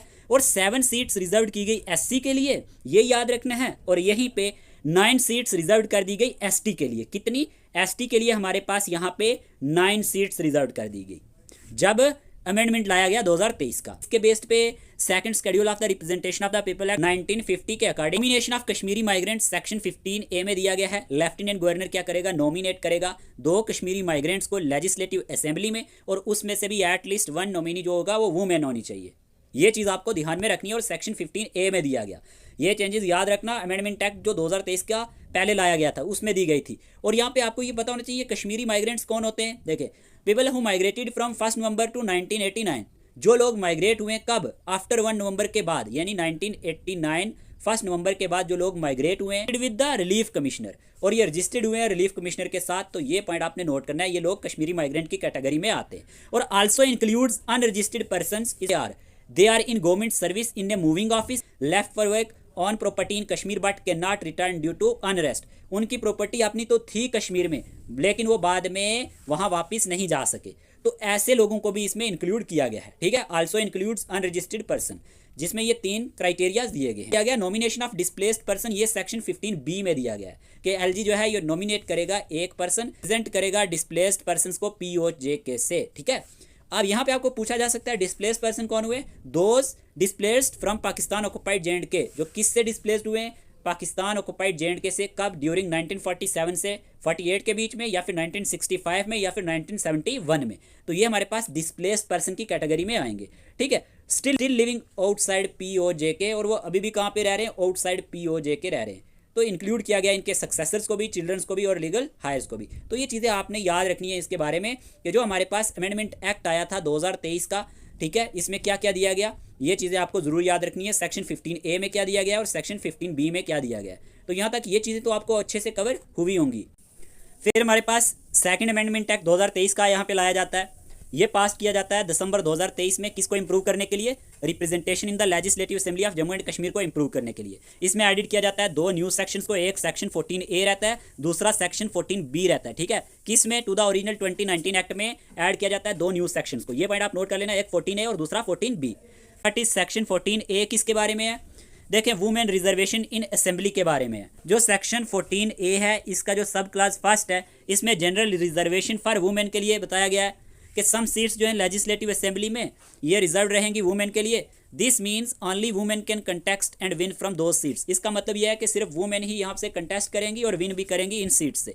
ये चीज़ आपको याद रखनी है। फिर सेक्शन 14A का जो सेकंड सब क्लास है, इसमें रिजर्वेशन दी गई है SC ST वुमेन के लिए। 1/3 ऑफ द सीट्स जो हैं ये रिजर्व रहेंगी शेड्यूल कास्ट के लिए, यानी कि SC के लिए, एंड शेड्यूल ट्राइब ST के लिए। ठीक है, तो will be further reserve for women of those category. This ensures SC ST women also get fair representation. तो इससे ये देखने को मिलता है कि जो SC ST वुमेन हैं इनको भी फेयर रिप्रेजेंटेशन मिलेगी। ठीक है, कि वो यहाँ पे कंटेस्ट कर पाएंगी। तो ये इंपॉर्टेंट क्यों है? Why is it important? Because ये हेल्प करेगा, brings more women into politics in Jammu and Kashmir, कि ज़्यादा से ज़्यादा वुमेन्स को लाया जाए पॉलिटिक्स में अगर हम जम्मू एंड कश्मीर की बात करते हैं। और ये अपॉर्चुनिटी देगा SC ST वुमेन को कि वो पार्ट होंगी लॉ मेकिंग की, और ये सपोर्ट करेगा जेंडर इक्वलिटी को एंड इंक्लूसिव डेमोक्रेसी को। सिंपल ये याद रखना है कि कुछ असेंबली सीट्स जो हैं J&K में स्पेशली रिजर्व्ड है वुमेन के लिए, जिसमें SC ST वुमेन आती हैं, तो ये पॉलिटिक्स में पार्टिसिपेट कर सकती हैं। बाकी हम देखेंगे इन डिटेल भी कि 14B क्या कहता है, ठीक है, 14A क्या है। यहाँ तक ये चीज़ें आपको समझ आई होंगी। एक चीज़ ज़रूर याद रखना, ये रोटेशनल रिजर्वेशन रहेगी। Reserved seats will rotate in different elections. जो रिजर्व्ड सीट्स होंगी ना, ये रोटेट होती रहेंगी डिफरेंट इलेक्शंस में। Different constituencies will be reserve for women each term, और डिफरेंट कॉन्स्टिट्यूएंसीज की बात करें तो ये रिजर्व रहेंगी वुमेन के लिए ईच टर्म, टू इंश्योर करने के लिए फेयरनेस। फिर आपसे क्वेश्चन में पूछा गया है with reference to the Jammu and Kashmir reorganisation second amendment act 2023 consider the following statements. बताएं। It was pass by parliament on 22 दिसंबर 2023, के ये पार्लियामेंट के द्वारा पास किया गया था 22 दिसंबर 2023 को। It added section 14A and section 14B to the original 2019 act. इसके द्वारा सेक्शन 14A और सेक्शन 14B ऐड किया गया था ओरिजिनल 2019 एक्ट में। सेक्शन 14A जो है ये प्रोवाइड करता है 50% reservation for women in the J&K legislative assembly, कि जो सेक्शन 14A है ये प्रोवाइड करता है 50% रिजर्वेशन वुमेन के लिए J&K लेजिस्लेटिव असेंबली की। अगर हम बात करते हैं, the act aims to promote gender inclusion and women political participation. Which of the above statement are correct? First, second and four only, first and third only, second, third and four only, all first, second, third and four. बताएं क्या answer रहेगा, जल्दी से answer choose करें। देखिए इस question का answer है हमारे पास ऑप्शन नंबर A। ठीक है, first, second and four only. देखिए ये पास किया गया था पार्लियामेंट के द्वारा 22 दिसंबर 2023 को, पास की बात कर रहा हूँ। इट एडिड सेक्शन 14A, ठीक है, and section 14B to the original 2019 act. ये भी सही है। यहाँ पे दिया गया ना section 14A provides 50% reservation for women in the J&K legislative assembly, ये गलत है। अभी मैंने आपको बताया था कितनी रिजर्वेशन है, 1/3, ठीक है ना, नॉट 50%। और ये जो एक्ट है इसका एम है प्रमोट करना जेंडर इंक्लूजन को एंड वुमेन पॉलिटिकल पार्टिसिपेशन को, ये भी बिल्कुल सही है। तो ऑप्शन नंबर ए इसका सही आंसर है। इस तरह के क्वेश्चंस भी आपके एग्जाम में देखने को मिलते हैं। फिर हमारे पास क्वेश्चन में पूछा गया regarding women reservation introduced in जे&के legislative assembly by the 2023 amendment, consider the following statement. अब ये भी क्वेश्चन आपको 2023 के अमेंडमेंट के अकॉर्डिंग बताना है। 1/3 of the total seats are reserve for women. This reservation include seats already reserve for SC and STs. The reserved seats for women will remain fixed for every election. Rotational reservation ensures that different constituencies are reserved for women in each term. Which of the above statement are correct? First, second and third only, first, second and four only, second and four only, all first, second, third and four। क्या answer रहेगा? देखिए इस question का answer है option number B. ठीक है, option number B इसका सही आंसर है, first, second and four only. देखिए फर्स्ट स्टेटमेंट दिया गया था 1/3 of the total seats are reserve for women, ये बिल्कुल सही है। और दूसरा दिया गया ना, this reservation include seats already reserve for SC and ST, ये भी सही है। SC ST सीट्स जो है ना ये यहाँ पे इंक्लूडेड हैं और ये रिजर्व्ड है। और यहाँ पे दिया गया है the reserved seats for women will remain fixed for every election, ये गलत है। अब ये क्यों गलत है? ये सीट्स रोटेट्स होती हैं, मैंने अभी आपको बताया था रोटेशनल रिजर्वेशन रहेगी, ठीक है, नॉट फिक्स्ड। तो ये स्टेटमेंट यहीं से गलत हो गया। और यहाँ पे रोटेशनल जो रिजर्वेशन है ये इंश्योर करता है डिफरेंट कॉन्स्टिट्यूंसीज को जो रिजर्व रहेंगी वुमेन के लिए ईच टर्म में। तो यहाँ पे रोटेशन जो है ना ये अप्लाइज करती है फेयरनेस को। तो यहाँ पे आंसर क्या रहेगा? Option number B, first, second and four only. तो आपको ये चीज़ समझ में आई होगी, ठीक है, 2023 अमेंडमेंट एक्ट के द्वारा जो भी चेंज लाई गई थी। आगे बात करते हैं। अब आपसे क्वेश्चन नंबर 27 में पूछा गया है what is the official short title of the act as mention in section first, कि हमारे पास ऑफिशियल शॉर्ट टाइटल क्या है इस एक्ट का जो मेंशन किया गया है सेक्शन फर्स्ट में। बताएं जरा क्या आंसर रहेगा। इस क्वेश्चन का आंसर है Jammu and Kashmir reorganisation act 2019, option number third इसका सही आंसर है। अच्छा, आपको पता होना चाहिए, जैसे मैंने आपको बोला था यहाँ पे पार्ट इसके कितने हैं, पार्ट इसके 14 हैं, ठीक है। और यहाँ पे part first of the act जो है ना ये डील करता है preliminary and short title and definition के साथ, और जिसमें सेक्शन फर्स्ट एंड सेकंड आती है। और जो हमारे पास याद रखना सेक्शन फर्स्ट है ना, ये हमारे पास टाइटल को दिखाती है, जो हमारे पास टाइटल क्या है, Jammu and Kashmir reorganisation act 2019। अच्छा, हम यहाँ पे देख लेते हैं पार्ट कौन कौन से, फिर आपको ज़्यादा क्लियर हो जाएगा। जैसे कि यहाँ पे दिया गया है parts of the Jammu and Kashmir reorganisation act 2019। Part first दिया गया है प्रीलिमिनरी, यानी सेक्शन फर्स्ट एंड सेकंड दिया गया है, ये कवर करता है शॉर्ट टाइटल को, एक्सटेंट को एंड कमेंसमेंट को, ठीक है। और याद रखना ट्रिक, स्टार्ट विद बेसिक्स। इससे जो हमारे पास रीऑर्गेनाइजेशन एक्ट है ना इसका बेसिक स्टार्ट होता है, यानी कि प्रीलिमिनरी में हमारे पास सेक्शन फर्स्ट एंड सेकंड आता है, short title, extent and commencement आता है। फिर हमारे पास जो पार्ट सेकंड है ना, इसमें हमारे पास reorganisation of the state of Jammu and Kashmir आता है, जिसमें सेक्शन 3 से 7 है, ठीक है। और ये कवर करता है creation of UTs of Jammu and Kashmir and Ladakh को, जिसमें जे&के स्प्लिट हो जाता है 2 यूटीज में, एक जम्मू एंड कश्मीर खुद और दूसरा लद्दाख। पार्ट थर्ड में हमारे पास रिप्रेजेंटेशन इन द लेजिस्लेचर आता है, जिसमें सेक्शन 8 से 57 सबसे ज़्यादा सेक्शन इसी में आती हैं। ये कवर करता है seats in Rajya Sabha, Lok Sabha and legislative assembly को, ठीक है ना, कि हु रिप्रेजेंट वेयर, कि कौन किसको कहाँ रिप्रेजेंट करेगा, ये चीज़ें हमारे पास पार्ट थर्ड में देखने को मिलती हैं। फिर हमारे पास आ जाता है पार्ट फोर्थ। पार्ट फोर्थ की बात करें तो हमारे पास याद रखना administration of the UT of Ladakh आता है सेक्शन 58 में, नोट कर लेना। ये कवर करता है कि प्रेसिडेंट गवर्नस करेगा लद्दाख को एक लेफ्टिनेंट गवर्नर के द्वारा, तो लद्दाख रन्स अंडर LG, ये हमारे पास सेक्शन 58 में आता है और पार्ट फोर्थ में आता है। फिर हमारे पास दिया गया है पार्ट फिफ्थ। पार्ट फिफ्थ की जब हम बात करते हैं तो इसमें दिया गया है डिलिमिटेशन ऑफ द कॉन्स्टिट्यूंसीज, जो 59 से 64 के बीच में सेक्शंस आती हैं। ये कवर करता है रीड्राइंग ऑफ असेंबली कॉन्स्टिट्यूंसीज को, न्यू सीट्स, न्यू बॉर्डर्स को। फिर हमारे पास पार्ट जो हमारे पास 6th है, इसमें schedule caste and schedule tribe के बारे में बताया गया है, ठीक है, सेक्शन 65 से 66 के बीच में। ये कवर करता है reservation of seats for SC and ST, ठीक है। तो यहाँ पे SC ST सीट्स को सिक्योर्ड किया जाता है इस पार्ट के अंदर। फिर अगर हम बात करते हैं नेक्स्ट, यहाँ तक तो ये चीज़ आपको समझ आई होगी। पार्ट 7 की बात करें तो इसमें मिसलेनियस एंड ट्रांजिशनल प्रोविजंस आते हैं। सेक्शंस जो कवर की गई हैं 67 से 74 इसमें कवर की गई हैं। ये कवर करता है टेम्पोरेरी रूल्स, ट्रांजिशनल अरेंजमेंट्स, ठीक है। तो ये पॉइंट आप नोट करेंगे पार्ट 7 के बारे में। फिर पार्ट 8 की बात करें तो इसमें हाई कोर्ट के बारे में दिया गया है और ये कवर करता है सेक्शन 75 से लेकर 78 के बीच में। कॉमन हाई कोर्ट होगी बोथ यूटीज़ के लिए, ठीक है ना। जो जे&के हाई कोर्ट है ये कॉमन हाई कोर्ट होगी दोनों के लिए, लद्दाख के लिए भी और जे&के के लिए भी, 1 कोर्ट फॉर ऑल। फिर पार्ट 9 में हमारे पास आ जाता है advocate general of UT of Jammu and Kashmir, जिसमें सेक्शन 79 आता है। ठीक है, एक ही सेक्शन रहता है जिसमें appointment and role of advocate general बताया गया है, जो क्या माना जाता है top lawyer of Jammu and Kashmir UT. फिर हमारे पास दिया गया है पार्ट 10। पार्ट 10 की जब हम बात करते हैं, इसमें authorisation of expenditure and distribution of revenue के बारे में बताया गया है, सेक्शन 80 से 83 के बीच में।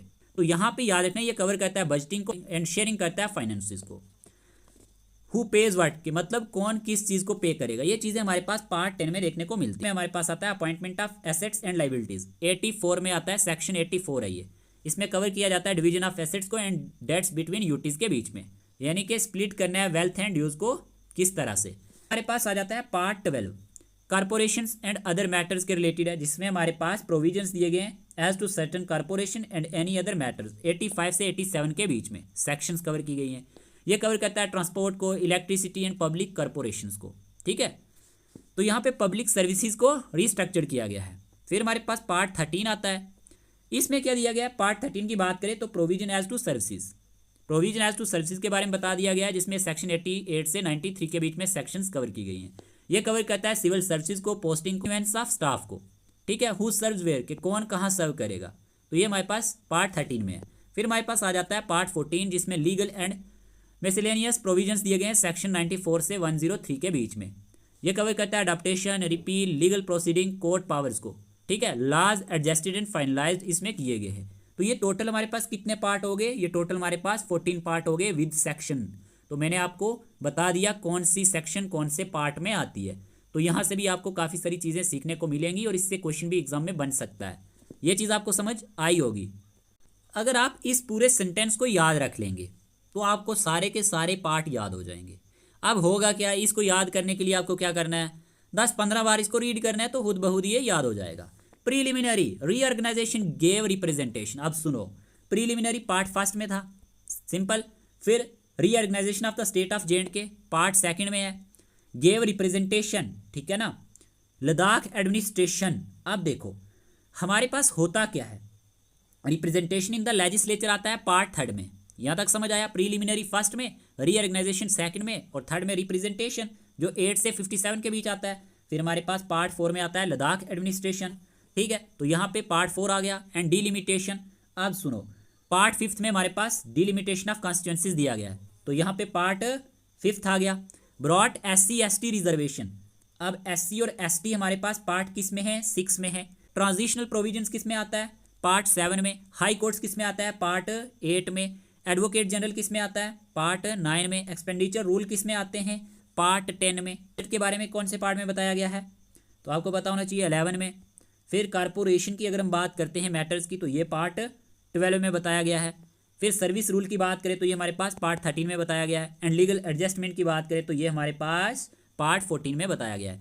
अब आपने इन कीवर्ड्स को याद रखना है और इस पूरे सेंटेंस को याद कर लेना है। Preliminary reorganisation gave representation, Ladakh administration and delimitation broad SC/ST reservation, transitional provisions, high court, advocate general, expenditure rules, asset split, corporation matters, service rules and legal adjustment. तो यहाँ पे आपको ये पूरे के पूरे पार्ट बिल्कुल इजी वे में याद हो जाएंगे, कहीं से पढ़ने की नीड नहीं पड़ेगी। हम जो भी टॉपिक यहाँ पे कवर करेंगे तो आपको अच्छे से कवर करवाएंगे। PDF आपको हम डेली बोलते हैं पेड सब्सक्रिप्शन में मिलेगा, और इस पेड सब्सक्रिप्शन को आप ऐसे मत समझो, ये आपको हर एग्ज़ाम में काम आएंगे। ठीक है, जब भी आप हमारे नोट्स पढ़ोगे तो आपको कोई भी मुश्किल नहीं आएगी, आप इजीली चीज़ों को रिवाइज कर लोगे। तो आपको ये ट्रिक समझ आया होगा कि पार्ट को कैसे याद करना है। इसमें अब आपको कोई भी कन्फ्यूजन आज के बाद नहीं होना चाहिए। अगर वीडियो अच्छा लग रहा है, ठीक है, वीडियो को लाइक कर दें। कमेंट बॉक्स में अपनी राय जरूर बताएं कि आपको हमारे सेशन कैसे लगते हैं। क्वेश्चन नंबर 27 अभी हमने किया था, अब क्वेश्चन नंबर 28 दिया गया है। What does section 2 of the J&K reorganisation act 2019 primarily deal, कि जो सेक्शन 2 है J&K रीऑर्गेनाइजेशन एक्ट का, ये किसके साथ डील करता है, क्या आंसर रहेगा। सिंपल है, definitions used in the act, कि कौन सी डेफिनेशन यूज हुई है एक्ट के अंदर, ये इनके साथ डील करता है, आपको याद रखना है। फिर हमारे पास क्वेश्चन दिया गया है, which districts were included in the UT of Ladakh as per section 3, कि कौन से डिस्ट्रिक्ट को इंक्लूडेड किया गया है यूटी ऑफ लद्दाख में एज पर सेक्शन 3। 4 ऑप्शन दिए गए, सिंपल है, लेह एंड करगिल। तो याद रखना क्रिएशन ऑफ लद्दाख यूटी आता है सेक्शन 3 में। फिर क्वेश्चन पूछा गया, विच section of the act provides for the creation of the union territory of Jammu and Kashmir. अब जम्मू एंड कश्मीर की क्रिएशन के लिए कौन सा यहाँ पे सेक्शन है, तो section 4। Section 4 is the correct answer. ठीक है, सेक्शन 4 इसका सही आंसर है। सेक्शन 4 जो है ना एक्ट का, ये प्रोवाइड करता है creation of UT of Jammu and Kashmir.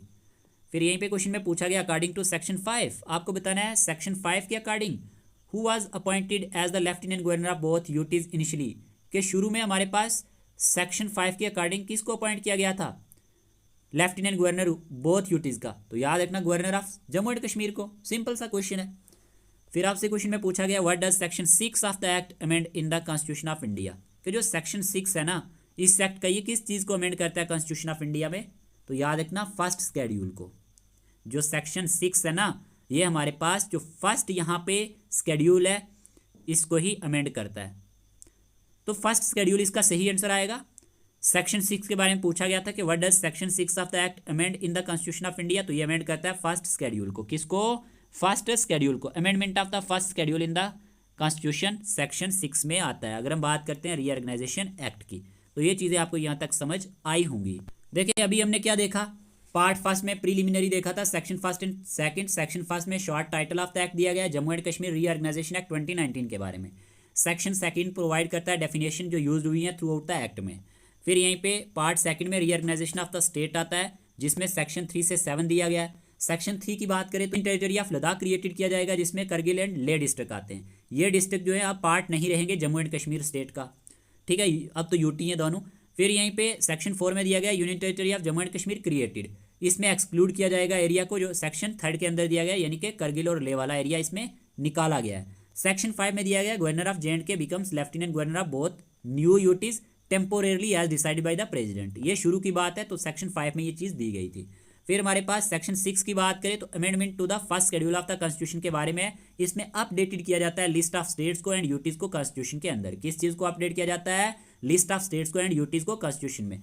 फिर हमारे पास सेक्शन 7 की बात करिए, सेविंग करता है, saving of power of the government of the UT of Jammu and Kashmir. ये किसको सेव करता है, power of the government of UT of Jammu and Kashmir को सेव करता है, और ये अलाउज करता है कंटिन्यूटी ऑफ एडमिनिस्ट्रेटिव फंक्शनिंग को। तो यहाँ तक ये सारी चीजें आपको क्लियर हुई होंगी। अब आपसे क्वेश्चन में पूछा गया है which section of J&K reorganisation act amended the fourth schedule of Indian constitution, बताएं कौन सी सेक्शन जो है अमेंड करती है fourth schedule of Indian constitution को। सिंपल है, सेक्शन 8, ऑप्शन नंबर सेकंड इसका सही आंसर है। ठीक है, section 8 is the correct answer. ये अमेंडेड करती है fourth schedule of Indian constitution को। पूछा गया है अकॉर्डिंग टू सेक्शन 10, सेक्शन 10 के according how many Lok Sabha seats are allocated to the UT of Jammu and Kashmir, कि कितनी लोकसभा सीट्स जो है एलोकेटेड की गई हैं UT of Jammu and Kashmir को। आपको सही आंसर चूज करना है, बताएं इस क्वेश्चन का आंसर क्या रहेगा। 4, 6, 5, 2। देखिए जब हम बात करते हैं ना सेक्शन 10 के अकॉर्डिंग, जिसमें क्या दिया गया है, representation in house of the people के बारे में दिया गया है। यहाँ पे दिया गया है कि on and from the appointment day there shall be allocated 5 seat to the successor UT of Jammu and Kashmir. तो आंसर क्या आएगा 5, और यहीं पे साथ साथ दिया गया and 1 seat to union territory of Ladakh, ठीक है, in the house of the people.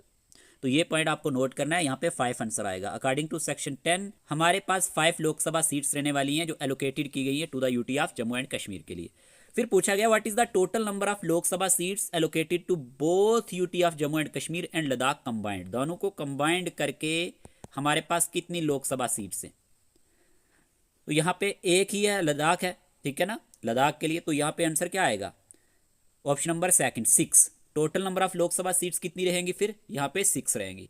तो इसमें आपको कोई भी कंफ्यूजन अब नहीं होना चाहिए। क्वेश्चन नंबर 36 में पूछा गया है which constitutional article originally meant for Puducherry was extended to the UT of Jammu and Kashmir to allow a legislative assembly. बताएं जरा क्या आंसर रहेगा, वेरी वेरी इंपॉर्टेंट क्वेश्चन। इस क्वेश्चन का आंसर आपने चूज किया होगा। इस क्वेश्चन का आंसर है आर्टिकल 239A, ठीक है, ऑप्शन नंबर 3 इसका सही आंसर है, याद रख लेना।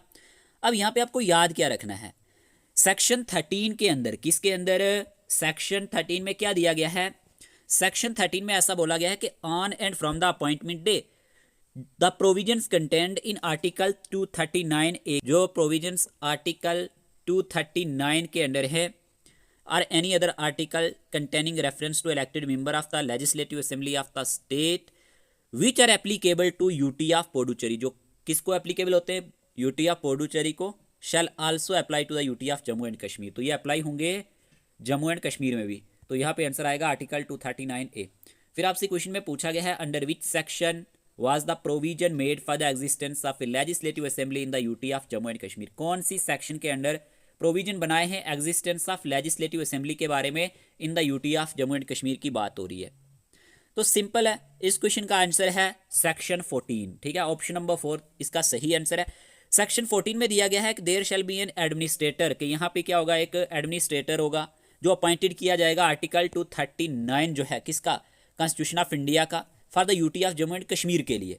और ये डेजिग्नेटेड किया जाएगा लेफ्टिनेंट गवर्नर के तौर पे of the sad union territory. और भी बहुत सारी चीज़ें दी गई हैं। सेक्शन 14 सेकंड की अगर हम बात करते हैं तो उसमें दिया गया there shall be a legislative assembly for the UT of Jammu and Kashmir.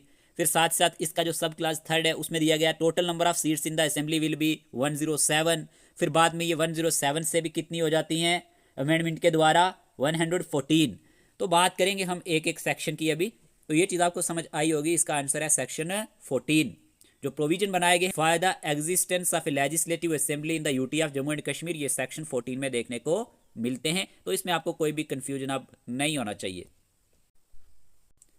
देखिए यहाँ पे हमने क्वेश्चन देखा था, what is the total number of Lok Sabha seats allocated to both union territory of Jammu and Kashmir and Ladakh combined.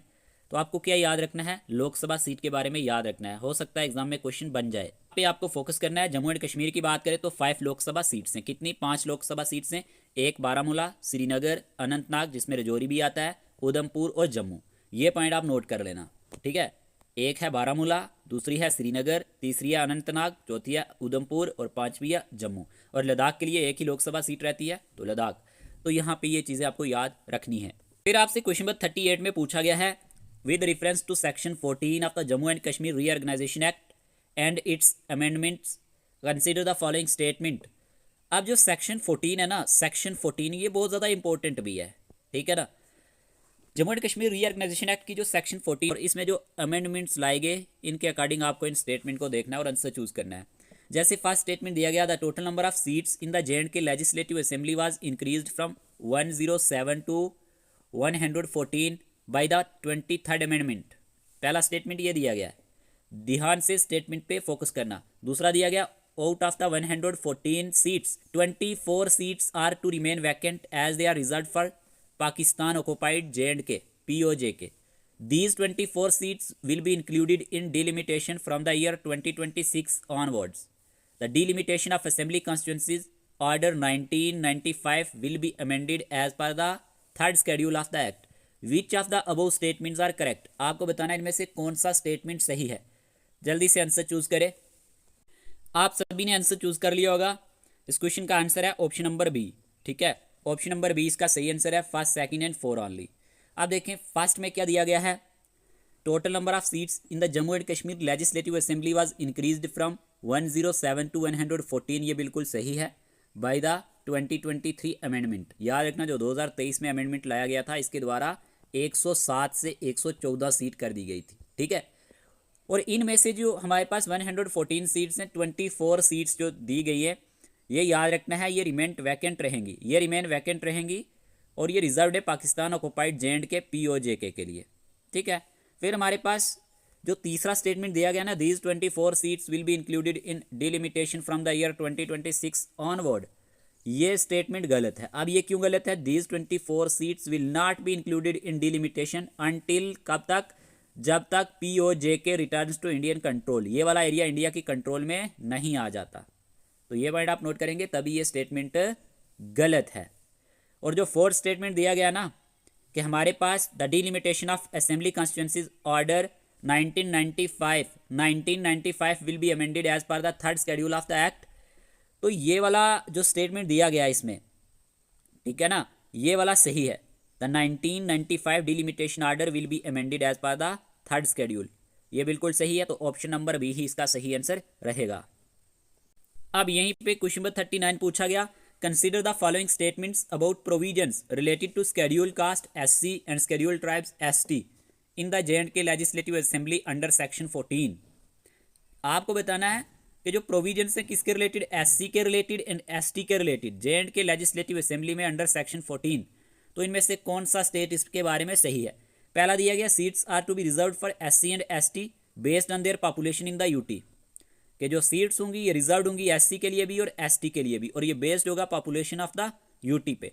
Proportion of reserve seats की बात करिए, determine किया जाएगा यूजिंग द सेंसस 2021 डेटा। दूसरा स्टेटमेंट ये दिया गया। तीसरा कहा गया reservation for SC/ST seats in the assembly will expire when reservation in the Lok Sabha ends under article 334 कि जो हमारे पास रिजर्वेशन है SC और ST सीट्स के लिए असेंबली में ये एक्सपायर होगी कब, जब रिजर्वेशन जो होगी लोकसभा में एंड्स होगी अंडर आर्टिकल 334।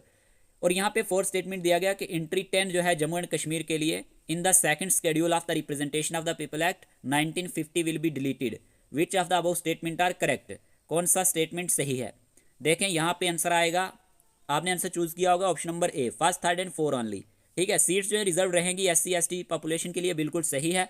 दूसरा स्टेटमेंट बिल्कुल गलत है, क्योंकि अनटिल नेक्स्ट सेंसस आफ्टर 2026 की अगर हम बात करते हैं, ठीक है ना, तो 2011 सेंसस यहाँ पे यूज किया जाएगा, ना कि 2021 सेंसस। तभी ये स्टेटमेंट गलत था, आपने सही आंसर चूज कर लिया होगा। और जो थर्ड स्टेटमेंट दिया गया ना, यहाँ पे SC/ST रिजर्वेशन जो है एंड्स होगी लोकसभा रिजर्वेशन के साथ अंडर आर्टिकल 334, ये भी सही है। और एंट्री 10 जो JNK में थी इन the second schedule of representation of the people act, ये क्या की जाएगी, डिलीटेड की जाएगी। जो 1950 का representation of the people act है उसके अकॉर्डिंग जो एंट्री नंबर 10 थी जम्मू एंड कश्मीर की सेकंड शेड्यूल के अंदर, ये क्या होगी, डिलीटेड होगी। तो ये भी सही है। Entry 10 for Jammu and Kashmir in the second schedule of the representation of the people act 1950 will be deleted. तो आंसर क्या रहेगा, first, third and four only. Option number A इसका सही आंसर है। आपको ये चीजें अच्छे से समझ आई होंगी। जैसे कि हमारे पास पार्ट थर्ड था, थोड़ा सा मैं आपको बता दूं ओवरव्यू रिप्रेजेंटेशन इन लेजिस्लेचर के बारे में, जिसमें सेक्शन 8 से 57 आता है। ठीक है ना, सबसे ज्यादा सेक्शन इसी पार्ट में आती हैं। अब सेक्शन 8 क्या था, हमने क्वेश्चन भी डिस्कस किए। सेक्शन 8 में दिया गया है amendment of fourth schedule of the constitution के बारे में।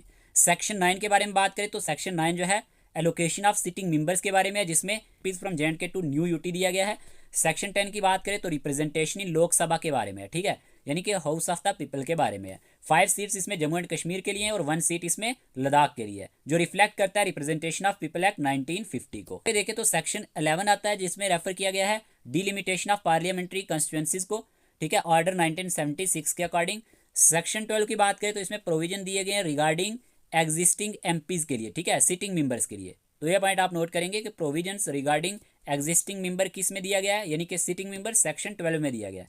सेक्शन 13 की बात करें, आर्टिकल 239A जो है कॉन्स्टिट्यूशन का, ये अप्लाई होता है पुडुचेरी के लिए, ये अब जम्मू एंड कश्मीर UT के लिए भी अप्लाई होगा।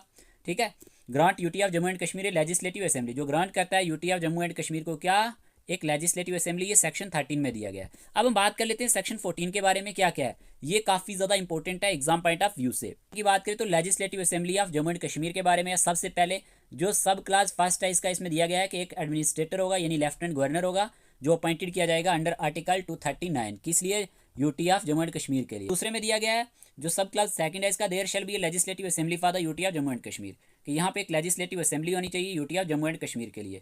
फिर यहीं पे दिया गया 107 टोटल सीट्स होंगी असेंबली में, ठीक है, जो इंसर्टेड किया गया था किसके द्वारा, ये 107 जो टोटल सीट्स थी ना असेंबली में, याद रखना ये ऐड की गई थी भैया Jammu and Kashmir reorganisation amendment act 2021 के अकॉर्डिंग। वेरी इंपॉर्टेंट पॉइंट, 26 फरवरी 2021 को ये हमारे पास याद रखना ऐड की गई थी।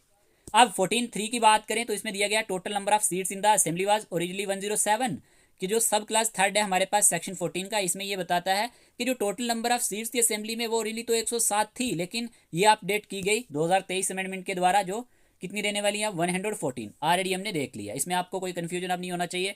फिर सब क्लास 4 क्या कहता है, आउट ऑफ द 114 सीट्स, ये जो 114 सीट्स है ना, इनमें से भी 24 सीट्स जो है ये रिमेन वैकेंट रहेंगी due to Pakistan occupied Kashmir, ठीक है, जम्मू एंड कश्मीर POJK। तो ये किस लिए हमारे पास वैकेंट रहेंगी, पाकिस्तान ऑक्युपाइड JNK के लिए। और ये जो 24 सीट होंगी ये इंक्लूडेड नहीं होंगी डिलिमिटेशन में until the region returns to Indian control, जब तक ये रीजन किसकी कंट्रोल में ना आ जाए, इंडिया की कंट्रोल में ना आ जाए। फिर यहीं पे सेक्शन 14 सब क्लास 5 में दिया गया है delimitation of assembly constituencies order 1995 shall be amended as पर द थर्ड शेड्यूल, कि जो डिलिमिटेशन है असेंबली कॉन्स्टिट्यूंसीज ऑर्डर 1995 का, ये अमेंडेड किया जा सकता है एज पर द थर्ड शेड्यूल के अकॉर्डिंग। फिर यहीं पे 14(6) की बात करें, जो सब क्लास 6 है, इसमें दिया गया है कि जो सीट्स होंगी ये रिजर्व होंगी लेजिस्लेटिव असेंबली में शेड्यूल कास्ट यानी SC के लिए, शेड्यूल ट्राइब यानी ST के लिए, based on their population in the UT, और ये बेस्ड होगा किस पे, कि पॉपुलेशन कितनी है इनकी UT में। तो ये सेक्शन 14 सब क्लास 6 में दिया गया है, तो इसमें आपको कोई कंफ्यूजन नहीं होनी चाहिए। फिर यहीं पे सेक्शन 14 सब क्लास 7 में दिया गया है proportion of reserve seats for SC/ST will match their population share in the union territory, कि ये हमारे पास मैच करनी चाहिए पॉपुलेशन शेयर को UT में। Population figures will be based on the last publish census. Section 14 sub class 7 में दिया गया है कि जो पॉपुलेशन फिगर होगी ये बेस्ड होगी जो लास्ट पब्लिश सेंसस होगा उसके according, until new census data is released after 2026, जब तक जो न्यू सेंसस डेटा रिलीज होता है 2026 के बाद। यहाँ पे 2011 का ही सेंसस जो है यूज किया जाएगा इसके लिए, ठीक है। इसमें सेक्शन 14 सब क्लास 8 में दिया गया है SC/ST seat reservation in the assembly will and, ये एंड होगी कब, सेम डेट पे जब ये रिजर्वेशन एंड होगी लोकसभा में, एज पर आर्टिकल 334 ऑफ द कॉन्स्टिट्यूशन। किसके अकॉर्डिंग है ये, आर्टिकल 334 ऑफ द कॉन्स्टिट्यूशन के अकॉर्डिंग है, याद रखना। सेक्शन 14 सब क्लास 8 में दिया गया है।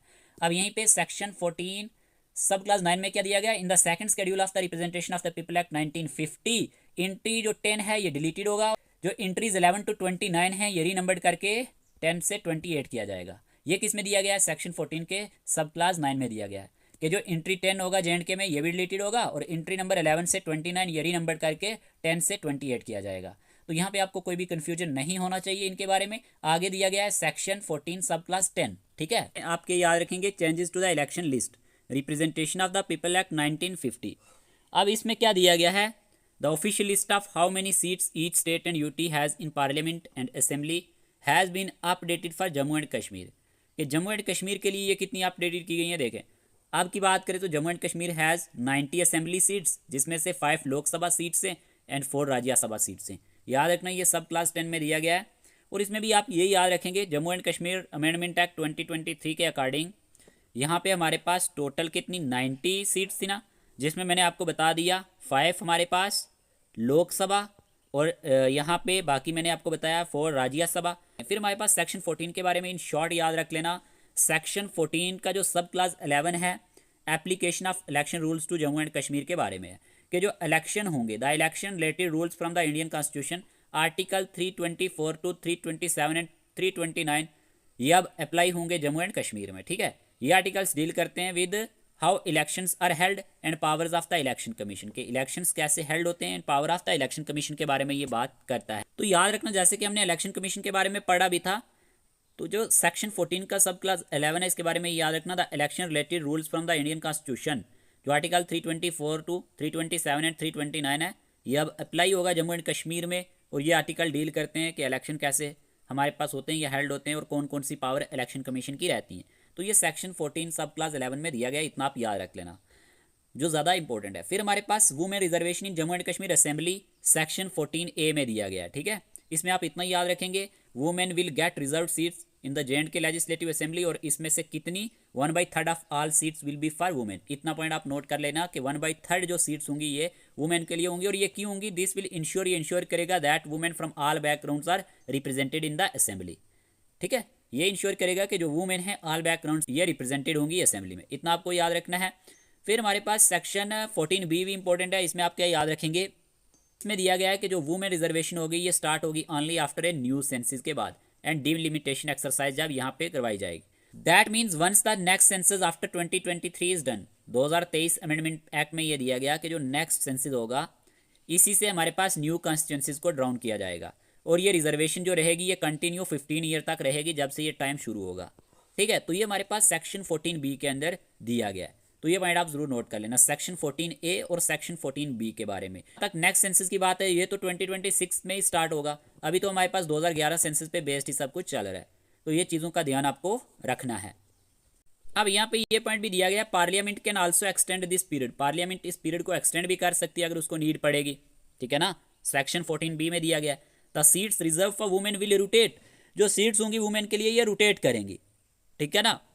Different constituencies will be reserve in each election, तो डिफरेंट कॉन्स्टिट्यूंसीज को क्या किया जाएगा, रिजर्व किया जाएगा हर एक इलेक्शन में। इतना याद रखना ये जो चेंजेस लाई जाएंगी ये अफेक्ट नहीं करेंगी करंट असेंबली को अंटिल इट इज डिजॉल्व, जब तक ये डिजॉल्व ना हो जाए। सिंपल ये याद रखना कि सीट्स जो होंगी ना रिजर्व वुमेन के लिए ये रोटेट होंगी, ये फिक्स नहीं रहेंगी।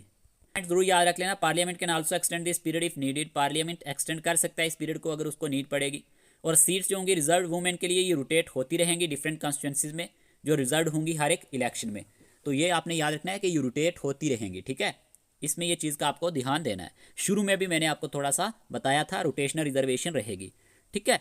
आगे बात करते हैं। क्वेश्चन नंबर 40 में पूछा गया what is the total number of seats in Jammu and Kashmir legislative assembly after the 2023 amendment, के टोटल नंबर ऑफ सीट्स कितनी है Jammu and Kashmir legislative assembly में आफ्टर 2023 अमेंडमेंट के बाद? क्या आंसर रहेगा अकॉर्डिंग टू ऑप्शन? जल्दी से आंसर चूज करें। इस क्वेश्चन का आंसर है 114, तो ऑप्शन नंबर थर्ड इसका सही आंसर आएगा। ठीक है, आफ्टर द 2023 अमेंडमेंट के बाद यहाँ पे टोटल नंबर ऑफ सीट्स कितनी है? 114 है। अभी मैंने आपको पढ़ाया था। How many seats in the Jammu and Kashmir legislative assembly will remain vacant due to Pakistan occupied Jammu and Kashmir POJ के? बताएं क्या आंसर रहेगा। सिंपल है, अभी मैंने आपको पढ़ा दिया।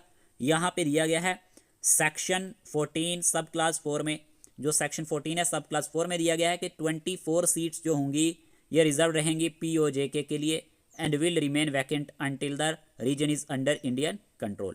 जब तक ये रीजन किसके अंडर ना आ जाए, किसकी कंट्रोल के अंडर ना आ जाए? इंडियन कंट्रोल के अंडर ना आ जाए। फिर हमारे पास क्वेश्चन दिया गया until a new census after 2026। Question को समझना, which census will be used to decide reservation for SC/ST seats in Jammu and Kashmir? क्या आंसर रहेगा? देखें, इस क्वेश्चन का आंसर है हमारे पास, याद रखना, as per section 14 sub class 7 until a new census is published after 2026। तो यहाँ पे क्या होगा? 2011 यानी 2011 सेंसस डेटा जो होगा यूज्ड होगा कैलकुलेट करने के लिए SC/ST रिजर्वेशन को। तो ये चीज़ आपकी समझ में आई होगी। ऑप्शन नंबर थर्ड इसका सही आंसर है। फिर आपसे क्वेश्चन में पूछा गया है what change is made under section 14 sub class 9 to the second schedule of the representation of the people act 1950। तो यहाँ पे आंसर क्या आएगा? एंट्री 10 यानी J&K इज डिलीटेड। ठीक है, तो यहाँ पे दिया गया सेक्शन 14 सब क्लास 9 में कि डिलीटेड एंट्री जो होंगी, delete entry 10 for Jammu and Kashmir and renumber entries 11 to 29 as 10 to 28। ठीक है, इन द, याद रखना, representation of the people act 1950। तो यहाँ तक ये चीज़ें आपको अच्छे से क्लियर हुई होंगी। अब आपसे क्वेश्चन नंबर 44 में पूछा गया है एज पर the updated election list, updated election list के according how many seats the Jammu and Kashmir have in its legislative assembly? बताएं यहाँ पे आंसर क्या रहेगा। सिंपल सा क्वेश्चन है, आपको सही आंसर चूज करना है। तो इस क्वेश्चन का आंसर क्या रहेगा? इस क्वेश्चन का आंसर है 90। ठीक है, एज पर the updated election list Jammu and Kashmir has 90 legislative assembly seats. अब कितनी है? 90 है हमारे पास। ये क्वेश्चन एग्जाम में आने के बहुत ज़्यादा चांसेस है। फिर पूछा गया according to the updated provisions, updated provisions के according how many Lok Sabha seats are allocated to Jammu and Kashmir? यहाँ पे आंसर क्या रहेगा? सिंपल है, 5। पहले भी हमने ये क्वेश्चन डिस्कस किया था। अपडेटेड प्रोविजन के अकॉर्डिंग 5 लोकसभा सीट्स जो हैं ये एलोकेटेड की जाएंगी जम्मू एंड कश्मीर को। क्वेश्चन नंबर 46 में पूछा गया how many Rajya Sabha seats have been allotted to UT of Jammu and Kashmir? कितनी राज्यसभा सीट्स जो हैं ये अलॉटेड की जाएंगी UT of Jammu and Kashmir को? तो याद रखना, इस क्वेश्चन का आंसर है 4। ठीक है, राज्यसभा सीट की बात करें तो 4 रहेगा। फिर आपसे क्वेश्चन में पूछा गया अकॉर्डिंग टू सेक्शन 14A, जो सेक्शन 14A है, what proportion of seats in the Jammu and Kashmir legislative assembly will be reserved for women? Very very simple and important question कि जो सेक्शन 14 है, ठीक है ना, 14A है, व्हाट प्रोपोर्शन ऑफ सीट्स जो रहेगी, कितने प्रोपोर्शन ऑफ सीट जो है Jammu and Kashmir legislative assembly में ये रिजर्व रहेगी वुमेन के लिए? तो इस क्वेश्चन का आंसर है 1/3, 1/3। ठीक है ना, ऐसे इजी आपको लग रहा होगा थ्रू MCQs। तो 1/3 जो हमारे पास प्रोपोर्शन ऑफ सीट्स है Jammu and Kashmir legislative assembly में, ये रिजर्व रहेगा वुमेन के लिए। यहाँ तक बात क्लियर हुई प्यारे दोस्तों। फिर क्वेश्चन नंबर 48 में पूछा गया when will the women reservation section 14B in the Jammu and Kashmir assembly begin? कि कब हमारे पास वुमेन रिजर्वेशन जो सेक्शन 14B में दिया गया इन द J&K असेंबली बिगिन, तो ये जम्मू एंड कश्मीर असेंबली में कब शुरू होगा? तो याद रखना, इस क्वेश्चन का आंसर है after a new census and delimitation. Option number 2 इसका सही आंसर है। ठीक है, फिर आपसे क्वेश्चन में पूछा गया है for how many years will the women reservation continue once implemented in Jammu and Kashmir? Very very important question. आपसे पूछा गया कितने साल तक ये वुमेन रिजर्वेशन जो है कंटिन्यू रहेगी एक बार ये जब इंप्लीमेंट होगी जम्मू एंड कश्मीर में? तो यहाँ पे आपको पता होना चाहिए 15 ईयर इसका सही आंसर आएगा, ऑप्शन नंबर 2। ठीक है, the women reservation will continue for 15 year from the date it is implemented. Parliament can extend it, और पार्लियामेंट इसको एक्सटेंड भी कर सकता है। तो आपको इसमें कोई भी कंफ्यूजन नहीं होनी चाहिए। क्वेश्चन के थ्रू ही हम चीज़ों को आगे लेके चलते हैं। क्वेश्चन नंबर 50 में पूछा गया what power does the LG have under section 15 if not enough women are elected to assembly? कि कौन सी पावर जो है LG के पास है अंडर सेक्शन 15 के, if not even women are elected to assembly? इस क्वेश्चन का आंसर क्या रहेगा? 4 ऑप्शन दिए गए। इस क्वेश्चन का आंसर है ऑप्शन नंबर 3 कर सकता है 2 वुमेन को असेंबली में, ठीक है। कितनी वुमेन? 2 वुमेन, याद रख लेना, इंपॉर्टेंट क्वेश्चन है। फिर आपसे क्वेश्चन में पूछा गया है अंडर सेक्शन 15A के जो सेक्शन 15A है, how many people from Jammu and Kashmir migrant community, कितने लोग जो है Jammu and Kashmir migrant community से नॉमिनेट किए जाएंगे J&K असेंबली के लिए, बताएं ज़रा। तो यहाँ पे आंसर आएगा हमारे पास ऑप्शन नंबर 2 यानी कि 2, ठीक है। 2 लोग जो होंगे कश्मीरी माइग्रेंट कम्युनिटी से ये नॉमिनेट किए जाएंगे J&K असेंबली में। तो आपको याद क्या रखना है, सेक्शन 15A जो है ये अलाउज करता है LG को कि ये नॉमिनेट करे 2 members from the Kashmiri migrant community at least. इसमें यह भी याद रखना है कि एट लीस्ट यहाँ पे क्या होना चाहिए, वन ऑफ वो मस्ट बी ए, यहाँ पे वुमेन होनी चाहिए। तो ये चीज़ भी आपको समझ होगी, एट लीस्ट यहाँ पे क्या होनी चाहिए, एक वुमेन होनी चाहिए। तो ये सेक्शन 15A में दिया गया है, ये क्वेश्चन एग्जाम में आने के चांसेस है। फिर नंबर 52 में पूछा गया एज पर सेक्शन 15B, ध्यान से इस क्वेश्चन को समझना कि जो सेक्शन 15B है ना, हु कैन बी नॉमिनेटेड, कौन नॉमिनेटेड करेगा as a member to represent displace person from POJ के, एज ए डिस्प्लेस पर्सन के तौर पे जो नॉमिनेट किया जाएगा सेक्शन 15B में। और ये कहाँ से बिलोंग करेगा, POJ के से। सिंपल है, 1 पर्सन होगा और ये नॉमिनेट करेगा LG, एक पर्सन होगा और इसको नॉमिनेट कौन करेगा, LG करेगा। सेक्शन 15B जो है ये प्रोवाइड करती है for a person from POJ के displaced person to be nominated by the LG, ठीक है। डिस्प्लेस्ड पर्सन को यहाँ पे नॉमिनेट किया जाएगा किसके द्वारा, LG के द्वारा। फिर यहाँ पे क्वेश्चन में पूछा गया है what is the minimum age required to become a member of the legislative assembly MLA in Jammu and Kashmir as per section 16। बताएं कि हमारे पास सेक्शन 16 के अकॉर्डिंग यहाँ पे मिनिमम एज रिक्वायरमेंट क्या होनी चाहिए, क्या बनने के लिए, मेंबर ऑफ लेजिस्लेटिव असेंबली बनने के लिए, MLA बनने के लिए। वेरी वेरी इंपॉर्टेंट क्वेश्चन, जल्दी आंसर चूज करें। इस क्वेश्चन का आंसर है 25 years as per section 16 a person must be at least 25 year old to become an MLA in J&K member of legislative assembly. और section 16 किसके related है, qualification for membership of legislative assembly के related है। जो qualification रहती है किसकी, membership of legislative assembly की, या इसी के साथ रिलेट करती है। तो इसमें आपको कोई भी कंफ्यूजन अब नहीं होनी चाहिए। आगे बात करते हैं, ये क्वेश्चन डबल हो चुके हैं यहाँ पे। आगे बात करते हैं, हमारे पास आ जाता है with reference to the provisions related to the legislative assembly of the union territory of Jammu and Kashmir consider the following statement. आपको इन स्टेटमेंट के अकॉर्डिंग आंसर चूज करना है। बताएं the term of the legislative assembly can be extended by 1 year at a time during a national emergency declared under article 356 of the constitution. The lieutenant governor must summon the legislative assembly at least once every 6 months. Ministers and the advocate general can participate in assembly proceedings but they can only vote if they are elected members. Which of the statement are given above is are correct? बताएं क्या answer रहेगा। देखिए इस question का answer जो है ना, आपने भी चूज किया होगा। इस क्वेश्चन का आंसर है second and third only. Option number 2 इसका सही आंसर है। देखिए पहला स्टेटमेंट इनकरेक्ट है। तो दिया गया term of the assembly can be extended by 1 year at a time. जो असेंबली की टर्म होगी ये एक्सटेंडेड की जा सकती है during a national emergency under article 352 आएगा, नॉट 356, ठीक है। इसीलिए ये स्टेटमेंट गलत हो गया। और यहाँ पे जो स्टेटमेंट सेकंड दिया गया ना, ये करेक्ट है कि सेक्शन 18 जो है, याद रखना जो सेक्शन 18 है ना, सेक्शन 18 रिक्वायर्स करती है LG को कि वो समन करेगा assembly at least once every 6 month. तो याद रखना ये जो सेकंड स्टेटमेंट दिया गया ये सेक्शन 18 में दिया गया। साथ साथ ये चीज़ें याद रखना, सेक्शन 18 में दिया गया, इस चीज़ का आपको पता होना चाहिए।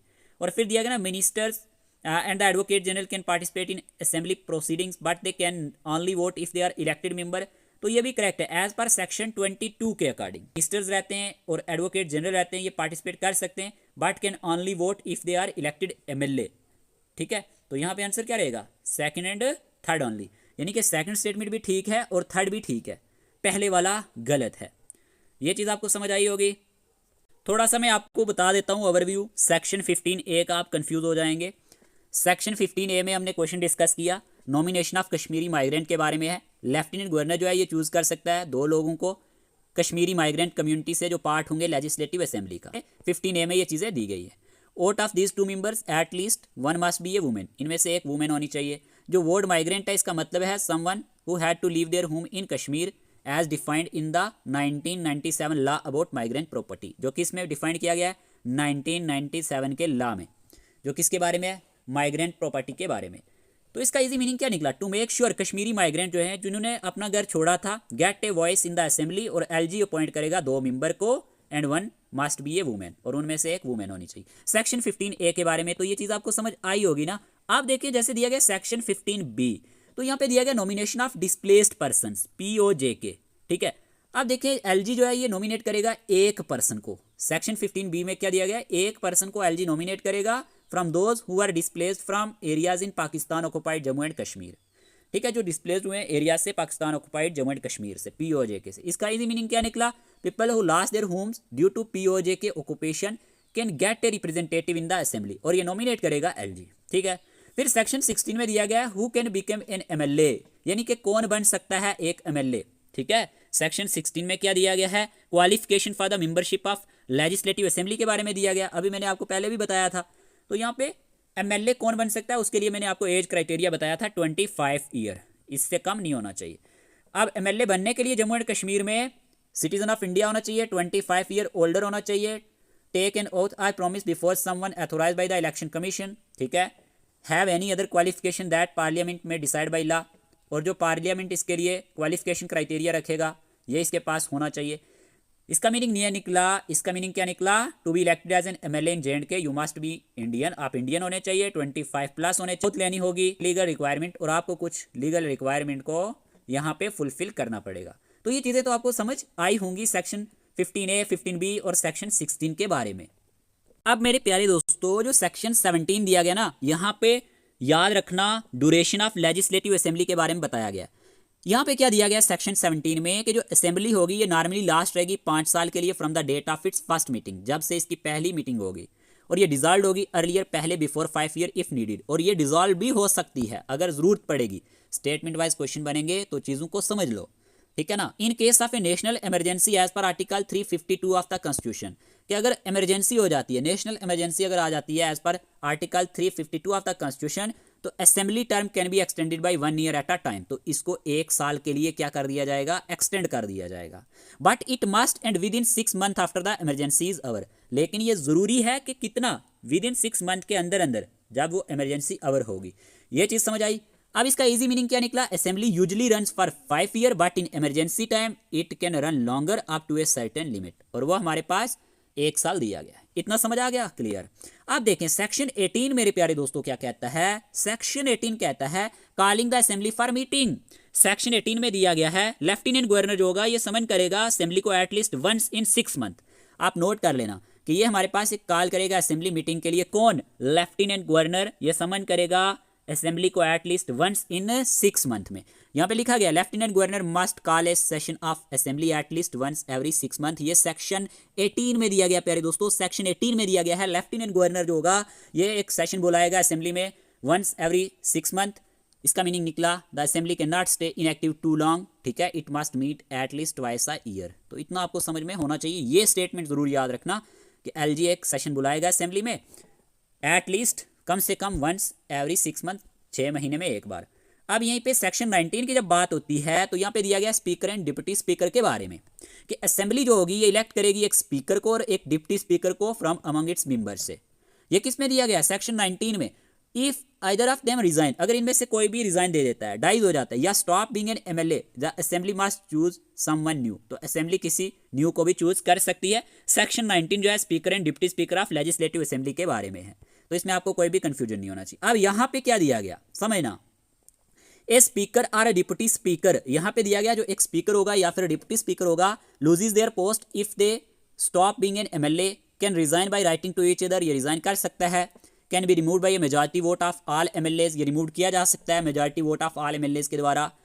इसका मीनिंग ये है कि speaker and deputy speaker are chosen by MLAs, they leave their post if they resign, lose their seat और गेट वोटेड आउट। ये सारी चीजें किस में दी गई हैं, याद रखना सेक्शन 19 में दी गई है स्पीकर और डिप्टी स्पीकर के बारे में। अब सेक्शन 20 क्या कहता है, no presiding during removal debate. आप देखें ये क्या है, सेक्शन 20 में दिया गया है स्पीकर और deputy speaker not to preside while a resolution for his removal from office is under consideration. इसमें दिया गया है if there is a discussion in the assembly about removing the speaker और deputy speaker that person can not run the meeting during that time. रही होगी assembly में किसके बारे में, रिमूविंग करने के लिए स्पीकर और डिप्टी स्पीकर को, तो वो पर्सन रन नहीं कर सकता मीटिंग को उस टाइम में। इसका मीनिंग ये है कि MLA अगर चाहे, इफ MLAs want to remove the speaker, अगर मेजॉरिटी ऑफ MLAs ये चाहें कि हमें रिमूव करना है स्पीकर को, तो स्पीकर जो है वो नहीं बैठ सकता चेयर पे while it is being discussed. तो ये चीज़ें आपको पता होनी चाहिए, सेक्शन 20 में दी गई हैं। फिर सेक्शन 21 में क्या दिया गया, एलजी स्पेशल एड्रेस करेगा, ठीक है। स्पेशल एड्रेस होगा लेफ्टिनेंट गवर्नर के थ्रू लेजिस्लेटिव असेंबली में। Lieutenant governor has the right to address the assembly, इसका राइट है कि वो एड्रेस कर सकता है असेंबली को। This usually happens at the start of new session, ये यूजली कब वाकया पेश आता है, जब स्टार्ट होता है न्यू सेशन का फॉर इंपॉर्टेंट मैटर्स के लिए। लाइक द प्रेसिडेंट और governor in other states, LG can speak directly to the assembly. ये दिया गया है सेक्शन 21 में, यानी कि एलजी का एक स्पेशल एड्रेस होगा। तो ये आप याद रख सकते हैं, एलजी का राइट है कि वो एड्रेस कर सकता है असेंबली को। यहाँ तक बातें क्लियर हुई होंगी। तो यहाँ पे हमने क्वेश्चन नंबर 62 डिस्कस कर रहे थे, ठीक है ना।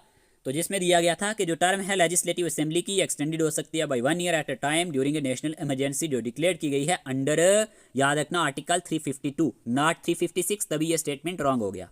फिर जो दिया गया था lieutenant governor must summon the legislative assembly at least once every 6 month, तो ये बिल्कुल सही है। और मिनिस्टर जो होंगे और एडवोकेट जनरल जो होगा ये पार्टिसिपेट कर सकता है असेंबली प्रोसीडिंग में, but they can only vote if they are elected member, और ये वोट तभी कर सकते हैं अगर ये इलेक्टेड मेंबर होंगे। ये भी इसके बारे में बिल्कुल सही है, ठीक है।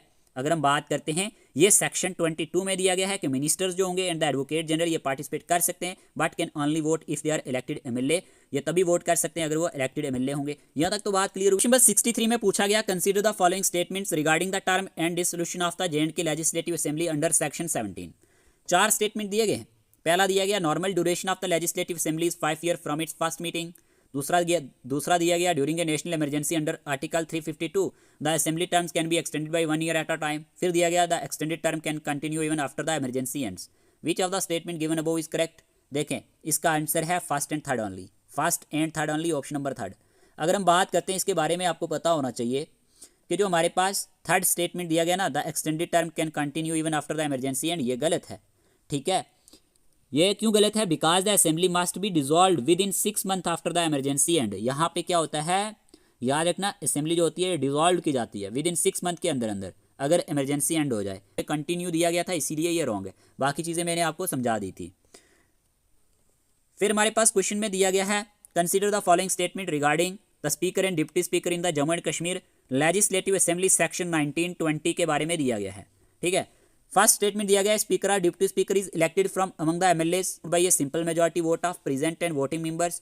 ए speaker can not preside over the assembly during a discussion on their own removal. Which of the above statement is are correct. इस क्वेश्चन का आंसर भी है फर्स्ट एंड थर्ड ओनली, ठीक है। जो सेकंड स्टेटमेंट है ना, दे में B remove by a simple majority vote of present and voting member, ये गलत है। पे रिमूवल के लिए मेजॉरिटी चाहिए होती है ऑल असेंबली मेंबर्स की, तो इसलिए ये गलत है। बाकी अगर हम बात करें, फर्स्ट जो है स्पीकर और deputy speaker is elected from among the MLAs, ठीक है। और थर्ड भी ठीक है, speaker can not preside over the assembly during a discussion on their own removal. Difference to the power and participation of official in the J and K legislative assembly, consider the following. आपको इन statement के बारे में बताना है, power and participation of official के बारे में, जो Jammu and Kashmir legislative assembly में रहता है। लेफ्टिनेंट गवर्नर में address the assembly and requires member to be present. Minister who are not elected MLAs cannot speak or participate in assembly debates. Every elected MLA must take an oath before taking their seat in the assembly. Which of the statement given above is correct? क्या answer रहेगा। देखिए, इस question की जब हम बात करते हैं, इस क्वेश्चन का आंसर है first and third only, option number 2 इसका सही आंसर है, ठीक है। यहाँ पे आपको याद रखना है कि जो लेफ्टिनेंट गवर्नर होगा ये एड्रेस कर सकता है असेंबली को and requires member to be present, ये सारी चीज़ें आती हैं।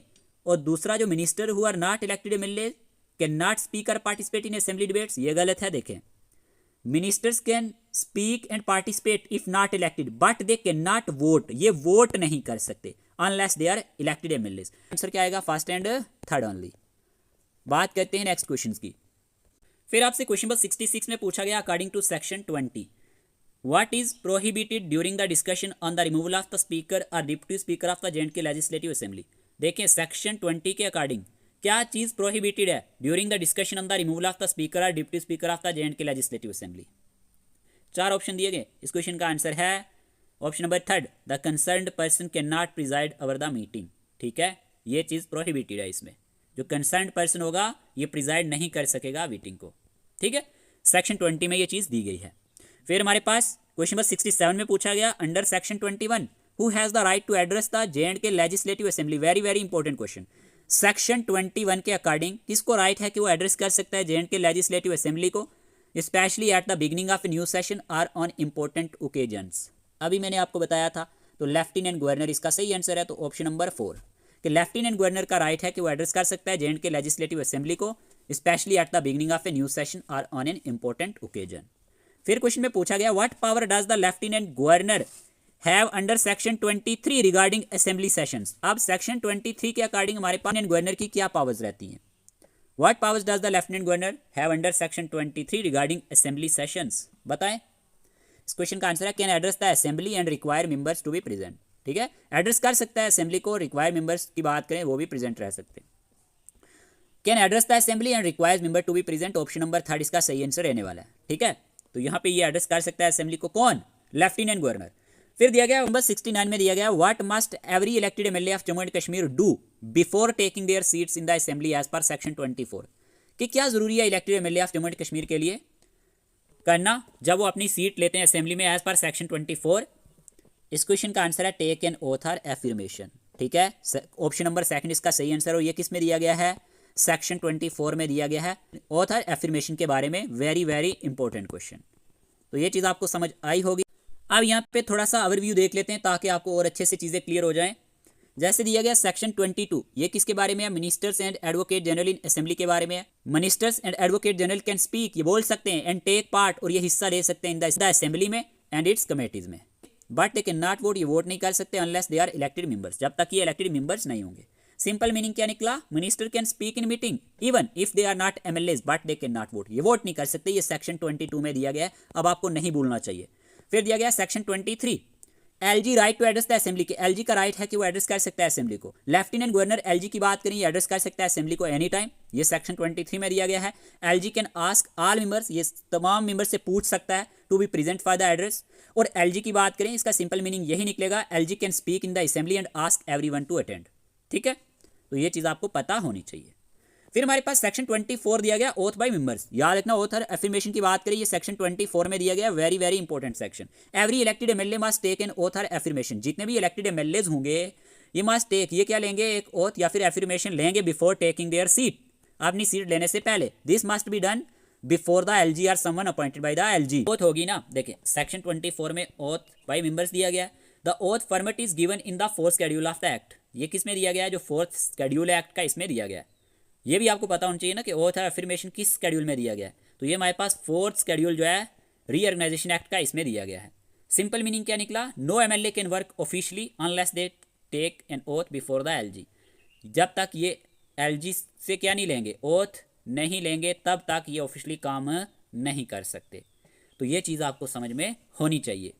अब आपसे क्वेश्चन नंबर 70 में पूछा गया as per section 25 what does the speaker of Jammu and Kashmir legislative assembly get to vote on a matter, क्या आंसर रहेगा। देखिए इस क्वेश्चन का आंसर है only when there is a tie in votes, as per section 25। ठीक है, only when there is a tie in votes the speaker of the Jammu and Kashmir legislative assembly get to vote on a matter. तो option number सी इसका सही answer है, ये चीज़ आपको याद रखनी है। Speaker only cast a vote in case of a tie, जो स्पीकर है ना ये वोट कर सकता है। ठीक है, speaker only cast a vote in case of a tie, किस केस में, एक टाई के केस में। तो यहाँ पे ये चीज़ आपको समझ में आई होगी। As per section 25 when does the speaker of J and K legislative assembly get to vote on a matter, तो ये आपने याद रखना है। जो सेक्शन 25 है ना, ये किसके बारे में है, वोटिंग इन असेंबली के बारे में है। Power of assembly to act notwithstanding vacancies and quorum के बारे में। फिर दिया गया according to the section 25 what is the minimum quorum required to conduct a meeting of J and K legislative assembly, बताएं क्या आंसर रहेगा। सिंपल है, ऑप्शन नंबर बी 10 मेंबर्स और 1/10 of the total MLAs which ever is more. ठीक है, इसमें 10 member होने चाहिए या फिर 1/10 ऑफ द टोटल एमएलएज होने चाहिए, जो इसमें से ज़्यादा हो। तो ये चीज़ आपको याद रखनी है, ये सेक्शन 25 में दिया गया है मिनिमम कोरम के बारे में। ठीक है, जिसमें कंडक्ट किया जाएगा एक meeting Jammu and Kashmir legislative assembly के लिए। फिर दिया गया एज पर सेक्शन 26। अब यहाँ पे सेक्शन 26 की बात हो रही है, what happens if a person is elected both as an MLA and as a member of parliament and does not resign from the assembly in time. के सेक्शन 26 के मुताबिक अगर एक पर्सन इलेक्टेड है बोथ एज एन एमएलए के तौर पे and as a member of parliament के तौर पे and does not resign from the assembly in time, और वो रिजाइन नहीं करता, ठीक है, असेंबली से टाइम में, तो क्या होगा। इस क्वेश्चन का आंसर है option number C, their parliament seat becomes vacant, उसकी जो पार्लियामेंट सीट होगी ना वो वैकेंट रहेगी फिर। तो ये चीज़ आपको समझ में होनी चाहिए। A person can not be both an MLA and MP, parliament seat is vacated if the assembly seat is not resigned in time. तो तो ये चीज़ आपकी समझ में होनी चाहिए। सेक्शन 26 में दिया गया, ठीक है, सेक्शन 26 में दिया गया है वेकेशन ऑफ सीट के बारे में, ठीक है, वेकेशन ऑफ सीट के बारे में। फिर हमारे पास दिया गया according to section 27 which of the following is not a reason for disqualification from being an MLA. बताएं, देखिए सेक्शन जो 27 है ये किसके रिलेटेड है? डिसक्वालिफिकेशन फॉर मेंबरशिप के रिलेटेड है, इतना तो आपको पता है ना, डिसक्वालिफिकेशन के रिलेटेड मेंबरशिप से ये सेक्शन 27 में दिया गया है। तो which of the following is not a reason, इनमें से कौन सा एक रीजन नहीं है डिसक्वालिफिकेशन के लिए for being an MLA? Very important question, क्या आंसर रहेगा? इस क्वेश्चन का आंसर है option number C, being over 70 year old. इसमें क्या याद रखना है? Age is not a disqualification, age यहाँ पे डिसक्वालिफिकेशन नहीं है। यहाँ पे सबसे पहले ऑप्शन दिया गया था बीइंग बैंकरप्ट, ये बिल्कुल सही है, ये रीजन है। Having a government job with salary, ये भी है, और being convicted of a crime, ये भी है।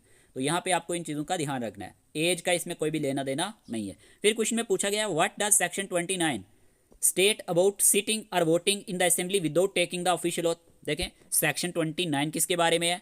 सेक्शन 29 है penalty for sitting and voting before making oath और एफर्मेशन, ठीक है। अब यहाँ पे यही पूछा गया है कि जो सेक्शन 29 है ये क्या स्टेट करती है सिटिंग और वोटिंग के लिए इन द असेंबली में without taking the official oath. तो इस क्वेश्चन का आंसर क्या रहेगा? इस क्वेश्चन का आंसर है option number C, it can lead to penalties. देखिए सिटिंग और voting without taking the oath results in a penalty under section 29, इससे आपको पेनल्टी पड़ेगी किसके अंडर? सेक्शन 29 के अंडर, ठीक है। क्वेश्चन में पूछा गया था what does section 29 state about sitting और voting in the assembly without, अगर आप क्या नहीं लेते, ऑफिशियल ओथ नहीं लेते, रिजल्ट इसमें ये होगा, पेनल्टी होगी अंडर सेक्शन 29। देखिए अभी हम सेक्शन 26 के बारे में देख रहे थे। सेक्शन 26 वैकेशन ऑफ सीट्स के बारे में है। देखिए सेक्शन 26 क्या कहता है रीऑर्गेनाइजेशन एक्ट का? ये कहता है कि एक ही शख्स जो है ना वो एमएलए और MP at the same time नहीं रह सकता। A person can't be both an MLA and MP at the same time if they don't resign. अगर वो रिजाइन नहीं देगा असेंबली से टाइम में तो उसकी जो पार्लियामेंट सीट होगी वो वैकेंट हो जाएगी। ये सेक्शन 26 कहता है, ठीक है, आपको याद रखना है। सिंपल मीनिंग क्या निकला? You must choose either MLA और एमपी, आपको सिर्फ या एमएलए को चूज करना है या एमपी को, दोनों को नहीं, ठीक है। आपको एक ही पोस्ट को चुनना पड़ेगा, या एमएलए की पोस्ट को या एमपी की, एट द सेम टाइम। फिर सेक्शन 27 में दिया गया है डिसक्वालिफिकेशन फॉर मेंबरशिप के बारे में। दोनों सेक्शन इंपॉर्टेंट है तो नोट कर लेना, ये एग्जाम में आ भी चुकी है। सेक्शन 27 डिसक्वालिफिकेशन की बात करें फ्रॉम बीइंग एन एमएलए, क्या रहती है? Person can't be N MLA if, वो एमएलए कब नहीं बन सकता? They hold an office of profit under the government, अगर वो क्या कर रहा है? होल्ड कर रहा है एक ऑफिस ऑफ प्रॉफिट गवर्नमेंट के अंडर, यानी कि वो सैलरी ले रहा है, ठीक है ना। या फिर they are disqualified under article 102 sub clause first of the constitution for reasons like, reasons क्या क्या दिए गए उसमें? इंसॉल्वेंसी, यानी कि वो बैंकरप्ट हो गया है, अनसाउंड माइंड का है, क्राइम कन्विक्शन है उसके खिलाफ, करप्शन और इलीगल एक्ट्स अंडर लॉ है उसके खिलाफ, यानी कि करप्टेड है, या फिर इलीगल एक्ट्स है अंडर लॉ उसके खिलाफ। तो ये चीज़ें दी गई हैं डिसक्वालिफिकेशन फॉर मेंबरशिप के लिए। तो ये सेक्शन 27 में दिया गया है। इसमें सिंपल यही दिया गया है कि आप एक एमएलए नहीं बन सकते अगर आप गवर्नमेंट जॉब कर रहे हैं, आप सैलरी ले रहे हैं गवर्नमेंट के अंडर, या फिर इनमें से कोई भी एक रीजन है आपके खिलाफ, यानी कि आप बैंकरप्ट हो चुके हैं अनसाउंड माइंड के, या फिर क्राइम कन्विक्शन है, करप्शन है। तो ये चीज़ें आपको याद रखनी है। फिर यहीं पे दिया गया है सेक्शन 28। जब हम बात करते हैं सेक्शन 28 की, तो सेक्शन 28 में दिया गया है डिसक्वालिफिकेशन ड्यू टू डिफेक्शन। समझना, N MLA can be disqualified for defection, हो सकता है डिफेक्शन के लिए। डिफेक्शन का मतलब ये हुआ कि चेंजिंग पार्टी, आप पार्टी को चेंज कर रहे आफ्टर बीइंग इलेक्टेड, जब आप इलेक्ट हो जाते हैं। एज पर एंटी डिफेक्शन लॉज के अकॉर्डिंग ये चीज़ दी गई है। सिंपल मीनिंग क्या हुआ? सेक्शन 28 क्या कहता है? Changing political parties after getting elected can lead to disqualification, इससे आप डिसक्वालीफाई हो सकते हैं। तो सेक्शन 28 के बारे में आपको समझ आया होगा। प्यारे दोस्तों 9 में क्या कहा गया? Penalty for action without taking oath, अगर आप ओथ नहीं लेते ऑफिशियली तो आपको पेनल्टी पड़ेगी। इफ समवन सिट्स और votes in the assembly without taking oath, बगैर ओथ लिए कोई ऐसे ही बैठ जाता है असेंबली में तो उसको पेनल्टी पड़ेगी। दे कैन बी पेनलाइज्ड, यानी मतलब ये हुआ यू कैन नॉट वोट और सिट इन असेंबली मीटिंग, आप ना ही वोट कर सकते ना ही बैठ सकते असेंबली मीटिंग में until you officially take your oath, जब तक आप ऑफिशियली अपनी ओथ को नहीं लेते। तो ये सेक्शन 29 में दिया गया है। फिर साथ ही साथ सेक्शन 30 में दिया गया है powers privilege of members. Powers और प्रिविलेजेस क्या रहते हैं मेंबर्स के, ये सेक्शन 30 में दिया गया है। एमएलएज इन जे एंड के हैव सिमिलर राइट्स, के जो एमएलए है J&K में इनके सिमिलर राइट्स हैं एंड प्रिविलेज है एज मेंबर ऑफ पार्लियामेंट और स्टेट असेंबली। स्टेट असेंबली में जैसे होता है। इसका मीनिंग यह है कि MLAs enjoy freedom of speech, ये इंजॉय कर सकते हैं फ्रीडम ऑफ स्पीच को and legal protection for their work inside the assembly, और जो भी लीगल प्रोटेक्शन होती है अपने कामों के लिए असेंबली के अंदर। तो ये सेक्शन 30 में दिया गया है। जो भी पावर्स रहती हैं, प्रिविलेज ऑफ मेंबर रहता है MLA के रिलेटेड, ये सेक्शन 30 में दिया गया है। देखिए आज के इस वीडियो सेशन में इतना ही रखते हैं क्योंकि ये वीडियो बहुत ज़्यादा लॉन्ग हो गया है और ये वीडियो बहुत ज़्यादा इंपॉर्टेंट भी है और ये टॉपिक भी आपके हर एक JK SSB plus JK PSC exam के लिए बहुत ज़्यादा इंपॉर्टेंट है। तो नेक्स्ट यानी कि कल हम इस वीडियो को कंप्लीट कर देंगे, ठीक है। कल 1 आवर ही लगेगा हमें इसको कंप्लीट करने में। तो आज के इस वीडियो सेशन में इतने रखते हैं क्योंकि ऐसे आपको भी चीज़ें अच्छे से तैयार हो जाएंगी। वीडियो सेशन आपको कैसा लगा है जल्दी से कमेंट बॉक्स में बता दें। अगर आपको वीडियो सेशन अच्छा लगा है तो वीडियो को भी लाइक कर देना, चैनल पे न्यू है तो चैनल को भी सब्सक्राइब कर लेना ताकि आपको डेली इस तरह के वीडियोस के नोटिफिकेशन टाइमली मिलते रहें और आप इसका बेनिफिट लेते रहें। PDF टेस्ट सीरीज के लिए मैंने आपको बता दिया है क्या करना है। व्हाट्सएप नंबर स्क्रीन पे दिया गया है, इसी नंबर पे आपने मैसेज करना है, आपको बाकी का प्रोसीजर बताया जाएगा, ठीक है, और आपको ऐड भी कर दिया जाएगा, उसमें आपकी टेस्ट सीरीज भी कंप्लीट हो जाएगी। ठीक है, मिलते हैं न्यू वीडियो के साथ, तब तक के लिए अपने घर वालों का ध्यान रखिएगा। Take care of yourself.